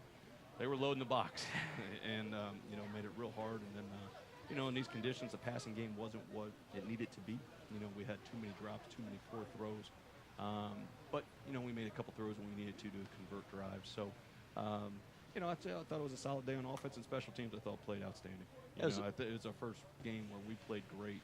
On punt return, kickoff return, we just dominated the game in special teams. Yeah, that was a good performance on your special teams today. You got a block punt that set up a field goal late that, you wish you got the touchdown, but still got points off of that, plus getting the ball to start the second half. Yeah, anytime you can kind of steal 3 points with what we were able to do, by getting them a stop and then stopping them real quick and blocking the punt was awesome. Offensive line did a pretty good job today. Obviously, they got to open up the holes. You get 2 100-yard rushers. Got to give some props to the big guys up front. Yeah, no, like I said, and it was a challenge for those guys. They were loading the box, and they were blitzing almost every single play. They rose to the challenge, the big guys did, and really, really excited to come out here with a W. Good to see Sean Wells back out there today. I know he went out and had second half of game 1 against Aurora, and get him out on the field a couple of times. Actually caught a pass today too. Yeah, no, it's good for him to knock off the rust, and he played pretty well, I think. But we'll watch the film. But it's just great to get him back. He had a great game against Aurora until he got hurt. So hopefully he can start to be a major factor for us again. Defensive front today was awesome. Cedric Fry, Pete Laughlin and company. Fry and Laughlin together, 5 sacks today to go with combined 10.5 tackle for losses. Yeah, like I said, the whole defense has played well, but our defensive line, we're banged up a little bit up there up front, but they're playing well. Ced and Pete are awesome. They're playing really, really hard. And when you play hard with great technique, you can got an opportunity to make some plays. How about Gansky's block punt? What went into that? Well, we kind of, saw what they were doing and kind of honestly drew it up on the sideline and said, let's take a shot at it. And it was worked. He did a great job of running through with his hands. He didn't leave his feet, I don't think. And, man, it would have been nice to scoop and score, but it was a nice play. So you draw that one up on the sideline. Oh, the kid come back and says, hey, I think I can get through that gap. Well, we didn't really have a block in this week based on what they were doing, and then we just said, hey, let's go try to get one. But the key was he kept his feet, got his hands in front, and met the ball as it was coming off the foot. Yeah, no, he did a great job. And like I said, it was a huge play. I think when you get that momentum of blocking the field goal, get 3 points, and then coming out putting points on the board, it kind of deflates a team that's going through a tough season, and that's what they're going through. They're a good football team, and I'll tell you what, they played really, really hard. I got a lot of respect for what they did today. Plus that opening drive to start the third quarter. You get the nice kickoff return, sets you up very nicely, and then you just methodically march it in. Yeah, no, I think our kickoff return team has been outstanding all year, and it's really become a weapon for us, and we're starting off in great field position. And that drive and 2 drives in that second half, we just kept going, making the plays we needed to make through the air and on the ground, and put points on the board. The play call for McGarry's 82-yard touchdown run, that looked like it was designed to go a little bit more up the middle, but he was able to bounce it out. Yeah, no, he pressed it vertically and then found the hole, and then he went vertical real fast. So it was good to see. A fast vertical, I like that. Yeah, 2 100-yard rushers today. Hey, that's the first time that's happened this year, and you got to like that because I know you and I talked in the pregame. You wanted to get this ground game going and get that reestablished again going down the stretch. Yeah, no, it's going to be huge because we're going to have weather games like this. So we've got to be able to run the ball when people are going to know we're going to run the ball. We did a solid job of that today, but we still got to be able to throw the ball in these conditions as well, and we've got to get better in that area. Like I said, we were solid, but we have a high bar and a high standard for the receivers and the quarterback play here, and we've got to get better in that area. Once again, we drive down to Bloomington, dinged up, but no worse for wear. We're 5-1 going down there. That should be a war down there next Saturday. Yeah, no, they obviously have a great program, and they do a great job. It's going to be a huge challenge. I know our guys are excited to go down there, and you want to play against good football teams, and that's what they are, so we've got to, they'll enjoy it again, obviously, tonight, and then we've got to get to work tomorrow, and fortunately, we got this one in today and didn't have to play tomorrow. Let me ask you, before the game, you didn't get the chance to warm up. how much goes into preparation then when you're out of your rhythm? You're a schedule guy. We got to, eat at a certain time. You get on the bus at a certain time. You leave at a certain time. You take the field at a certain time, and not able to do that today because of the lightning delay right after 11 o'clock this morning. Well, my old coach used to say, have a plan, work the plan, and plan for the unexpected. So you got to have the ability to adapt a little bit. We did, and guys were excited. We were, like I said, at 1:15, we didn't think we were going to play. Then 30 minutes later, we got a window, and guys were jacked up. We were excited. We actually, at noon, I'm saying 11:30, we sent the guys back to their rooms, because we thought it was going to be a while. They left the locker room. I didn't want them in the locker room the whole time. It was going to get hot and sweaty in there, so they went back to their rooms, and we sent them a mass text and said, come on back at 1:45, and we're kicking this thing off. Are you going to dry out now, or what are you going to do here? Yeah, I'm going to take a shower, go home, and I'm going to probably fall asleep. I'm a little bit tired. I'm not going to lie. I know. Hey, it's rough on the coaches on that sideline in the wind and rain, too, huh? Yeah, coaching's like a 3-hour heart attack. I know, and I saw Hooker with that 3 stitches across the eyebrow. He says, I was a little over-enthused in a huddle this week. Yeah, Coach Rooker accidentally ran into a face mask, and fortunately, he's okay.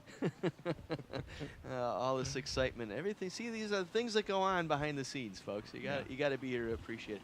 Well, Mike, congratulations on a hard-fought win here today. Good win, good momentum builder. Let's get to Bloomington here, and that should be a very, very good game against Wesleyan. Yeah, we'll have fun, and we'll get ready to go for next week. Alrighty, Coach. Thank Thanks. you. You bet. Mike Yeager, head football coach here for the Carthage Redmen, a victorious Redmen team here today. 31-8, the final here this afternoon. Carthage scoring 24 unanswered points after relinquishing a lead early 8-7, but coming right back and defeated the Blue Jays today. Third straight victory over Elmhurst. Carthage now 5-1 overall, 3-1 in the league. Elmhurst falls to 2-5 overall, 2-3 in conference play. One final from earlier this afternoon. It was Illinois Wesleyan over Carroll, 30-0. So they climb to 4-1 in the league, 6-1 overall, and Carroll falls to 1-3, 1-5 respectively. They're still in a weather delay down in Rock Island. 8:10 to play in the fourth down in Rock Island. Augustana leading Milliken 27-19 when that game went into its second weather delay, and they have not resumed yet. And given the fact that it's a one-score game, you can bet they're going to want to play that one out before all is said and done. And then later tonight, matter of fact, in just a couple of hours, over in Wheaton, the Thunder and the Cardinals will kick things off. North Central, the 4th-ranked North Central team, taking on Wheaton tonight for the battle for the Little Brass Bell. That'll wrap things up here tonight from Art Keller Field in Kenosha. My thanks to Mike Love and John Voinovich with our video stream this afternoon. Scott DeLabio, an outstanding job engineering our broadcast today from our WLIP studios. A little bit longer than he would have liked, but dinner's going to taste real good, I'm sure, Scott, when you get home tonight after this one. A 31-8 victory over the Elmhurst Blue Jays by the Carthage Redmen. I'm John Weiser, thanking you for joining us today. Hope you have a great week, and thank you again for tuning into Carthage Redmen football, heard exclusively on Kenosha's radio station, AM 1050, WLIP Kenosha. Good night, everyone.